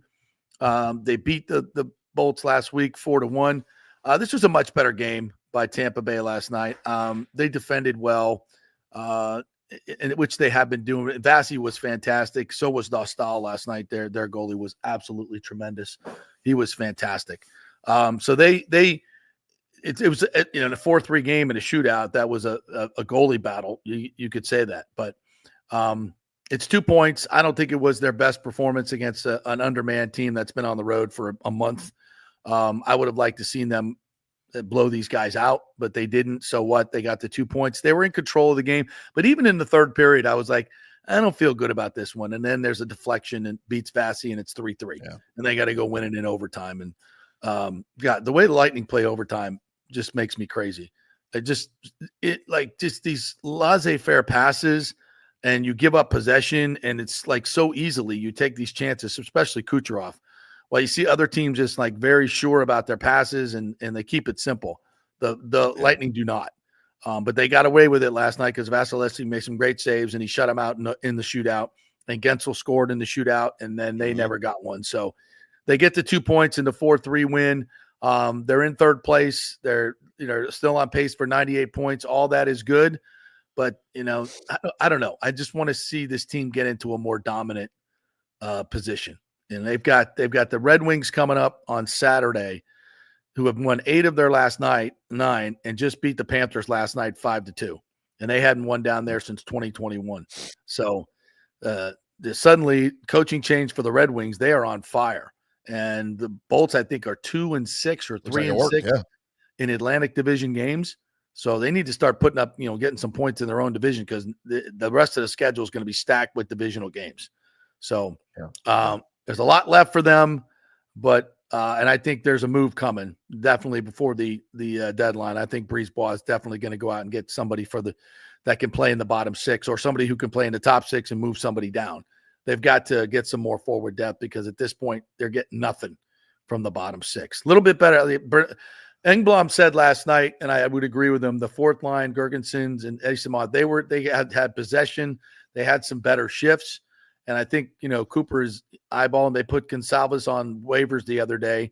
And I think that sent a message to the bottom 6, like, we're looking. And if you don't start stepping up your play, you're not going to be playing up here, or at least playing with us for very long. So that's kind of where I'm at after that. Watch out in that Atlantic division. Watch out for my Montreal Canadiens. They have a tons. 5 of 6 and are hot on the trail of everyone above them, which is almost everyone in the division. They started so slow. Did you hear anything? Were you at the arena last night? You were, right? Of course, yeah. Did y'all hear anything? Did you hear anything after the game on Eric Cernak? Because he Cernak went out and he didn't play again. He kind of did the splits when he went into the board. And he got up. He was down for a minute as I was watching him. I'm like, oh, that looks serious. And then he popped up and kind of skated off. I'm like, okay, not so bad. But then he never played again. Yeah. So don't know. With JJ Moser out and not coming back until February, late February after the Four Nations. If Chernak is out right now, yikes. That is not good. Crozier, I think, would be the guy that they bring up, and he's played some good hockey, but yeah, this is a crucial time for them. There's a lot of divisional games coming up. There's 16 games in 29 days. Yeah. And this would be a tough one to absorb. So let's hope. We'll find out more today, but not good. Not good. We eulogized Bob Uecker yesterday in the passing. Stay hard, Bob Uecker, by the way. And as we were talking about him, I knew there was something that I needed to find. I didn't find it in time for yesterday's show, but I wanted to put it up on the screen today. It's maybe one of the greatest moments of Bob Uecker's playing days that I ever remembered. And it's the 1964 team picture of the Cardinals. When Bob Uecker and Bob Gibson are holding hands with their arms interlocked in the team picture. And they got in trouble for this, by the way, from the team. Oh, my God. Yeah. They were heavily reprimanded for this. But look, I mean, it's like so for great, what? right? Yeah. Look at the smile on both their faces, too. That's outstanding. So great. You could just hear Bucher going, I want to hold your hand for this picture. I'm scared. I want to hold your hand. Great. I know. I mean, especially in a climate in the early 60s, racism still prevalent everywhere. Not everywhere, but civil rights. Yes. Era. That was so great, great, just, man. yeah, for people to get upset about that. Shut up. Lottie Wilkins says, I went to a Rays game for my birthday and Stu made me buy him a cake. He's no Palatini. No, he's not. He's not. You missed that joke. You got to watch the whole show. Did you hear about the potentially new rival basketball league? No. So, and they may, Tampa, I think, is one of their targets. As LeBron James's business manager, Maverick Carter, is one of the greatest names ever, by the way. It's like Maverick McNeely over there on that PGA tour. Yeah. Maverick Carter has been enlisted as an advisor by a group of investors seeking to raise $5 billion to form an international basketball league that would serve as a rival to the NBA. Wonder where that money's coming from, Saudi Arabia.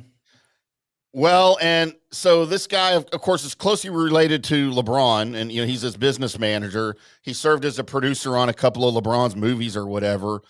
LeBron has been very outspoken about wanting to be an owner when his playing days are over. By the way, those can't come soon enough for me. So sick of seeing him on the court. But a lot of people think this is all LeBron led. Oh yeah. Good. So it's interesting because he's got a lot of financial backing. LeBron does a lot of international financial backing, and and most of these people are not your friends. Let's just put it that way. Politically, he's been used as a pawn. We all know that. It's pretty evident. We know where a lot of the money in the NBA comes, and a lot of that money from China can be switched over to his new league. It'll be an international league in which they can, profess their globalist agenda to the entire world using the game of basketball. Good luck. Good luck with that. I ain't watching the NBA and I ain't watching that. No. So I already don't watch the NBA. So good luck with that.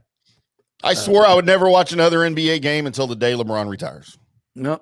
And even then I still might be out. I respect him as a player. I really do. I think he's had a tremendous career, and for him to be doing what he's doing at his age is exemplary. But he made a choice politically to do what he did, and that's fine. I just don't have to like it. I think he's ruined the league. I think he is single-handedly ruined the NBA. Right. Michael LaRue says if Stu pulls out of the stadium deal, then he doesn't get the land. Right? Wrong. That's separate up deals. For discussion.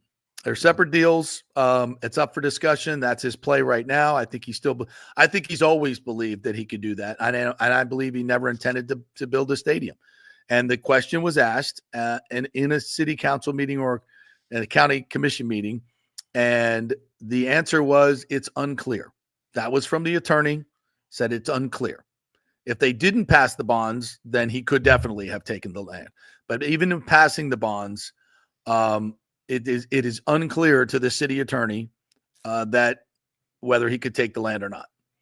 And I've said the people that looked over the deal when we were sounding the alarms brought this up from the very beginning, from the folks at nohomerun.com, that these guys that have they had a couple county administrators, city administrators that have done, and one of the guys did the peer deal, and he looked through it and he said, this is the worst deal ever for a city in a pro sports team. They get everything, we get nothing. And it doesn't protect us against anything. And that's, and one of those things, and I asked him, I said, can they get the land without building the stadium? And he said, in my opinion, yes, they could. And that's the play. Everybody says no, in the media, but that question was asked in a county commission meeting, and the attorney said it was unclear, which means he screwed up, and yes, they can. Yep. So, yeah. Mike H. says, I looked up the richest people in Tampa: Ronald Wainick, Todd Wainick, Robert Dugan, Eddie DeBartolo Jr. Just wink if we were over the target here. You ain't getting nothing from me. Eddie DeBartolo. Has there ever been a more crooked? I'm sure there has a more crooked owner. Don't you disparage Eddie DeBartolo on this show. Don't you dare. We love the DeBartolo family. We love him. Sure. Oh, you mean he tried? What did he get sanctioned for? Bribing somebody in Louisiana? I mean, bribing a politician in Louisiana to get a gambling deal? Come on. Really? God, can you imagine somebody bribing an official in Louisiana? Has that ever happened? Can't be. It's unheard of. Has a deal right? ever gone down that it hasn't happened? That's the better question. I was like, when I read that, I was like, and this is an offense? I thought this was the cost of doing business in Louisiana and Chicago and New York and Los Angeles. Yeah. I mean, geez, Christmas. So don't disparage Eddie DeBartolo. Not in this show. No. Tyreek Hill is another AB. Lots of talent, but is selfish. And if he doesn't get the ball, he'll start whining. Plus, he's going to demand too much money. Exactly, Sergio. We want no part of that. Don't need it. We've done our Deshaun Jackson stuff. No, thank you. Not interested. Rick says, I love me some Cigar City Highlight. Yes, hopefully we're going to make them the presenting sponsor of the JP Peterson Show. We're working on it. But if you would like to be a sponsor, JP at the jppetersonshow.com. Please email me. Game On says, I don't see the Bucs beating the Falcons or the Panthers next year under Bowles and maybe splitting with the Saints. I don't know. I don't know how you know that. What are you basing that on? They don't even have the team set for next year yet. Yeah, there's a lot that needs to happen. So I would reserve judgment on that. But I understand your frustration with Todd Bowles. Definitely.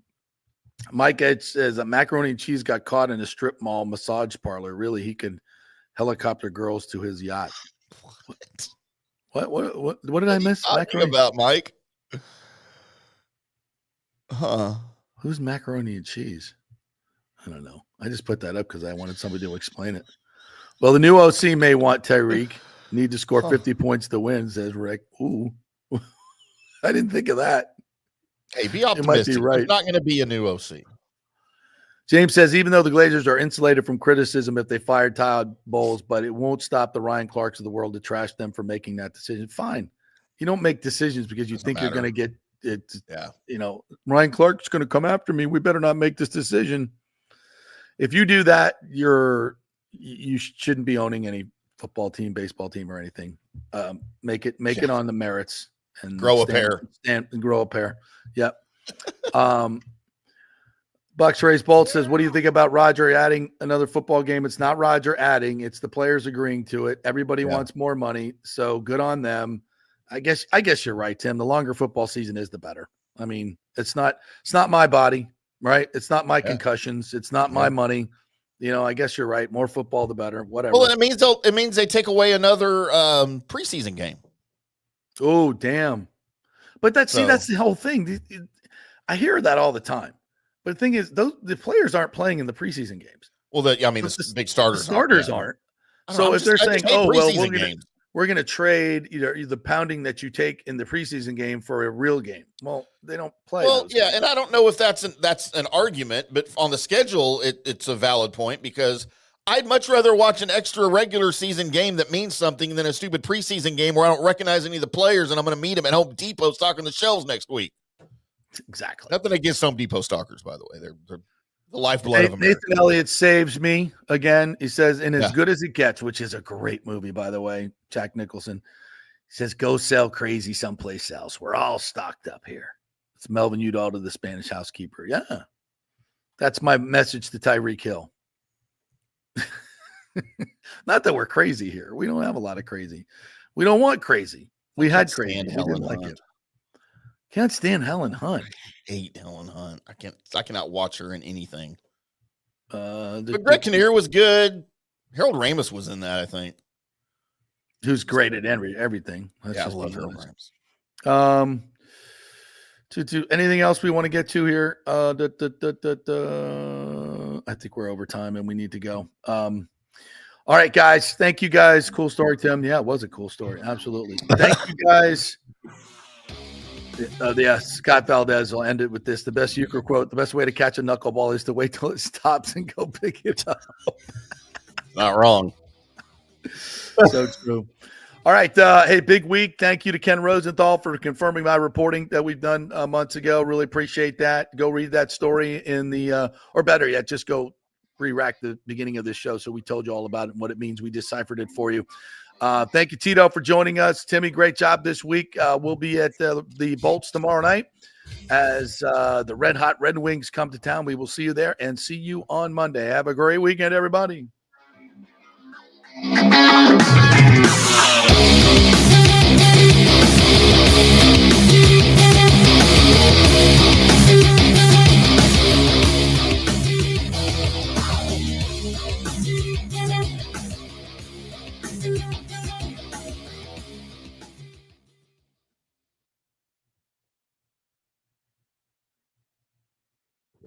Good show. Yeah, thanks, partner. Yeah, that one went quick too. We didn't get to all this stuff. Yeah, good stuff. Your internet was real sketchy today. Mine was? Yeah. Oh, really? Yeah, you kept about it was like clockwork. You'd freeze for about 3 seconds. How often? And then I bet it happened 5 or 6 times during the show. Damn. Okay, cool. We moved our remote our router upstairs because of her job. So we got an extension down here and just got to make it work. So okay. Thanks for the info. I was just letting you know. I didn't know if y'all done something different. No, it's cool. I know. I need to know this stuff. Absolutely. Probably should have told me during the show. I might have been able to do something about it. So text me. Did you text? Maybe I missed it. Yeah, no, text me next time. Let me know if that stuff's happening. Yeah, definitely let me know because I don't see it. It didn't happen here. Isn't that weird? Yeah, I think it happened twice when Tito was on. Yeah. How come it doesn't show up here on my end? Well, because you're looking at your computer, like it's not gonna. So this isn't a return. Yeah, StreamYard. All right. Okay. You're looking at your local like recording or whatever, and then like if mine would freeze, you would see it. Like if my internet was bad, you'd see it. I wouldn't. Right. And by the way, you just froze just now. Like you just froze just now for like 4 seconds. Jesus Christ. Yeah, see, I don't have, it's not all the way up to the top on strength. Scott or Mark just texted me, said, I'll be talking to Scott about getting backup internet service. I spoke with his IT guy and he told me how it is best to get done. All right, cool. And Frontier was out again this morning over there at the studio. Yeah, it's one of the reasons I came home last night because it was sketchy. Went out yesterday afternoon and it wasn't. So I just said, I'll just go. I got sketchy internet everywhere. What the hell's going on?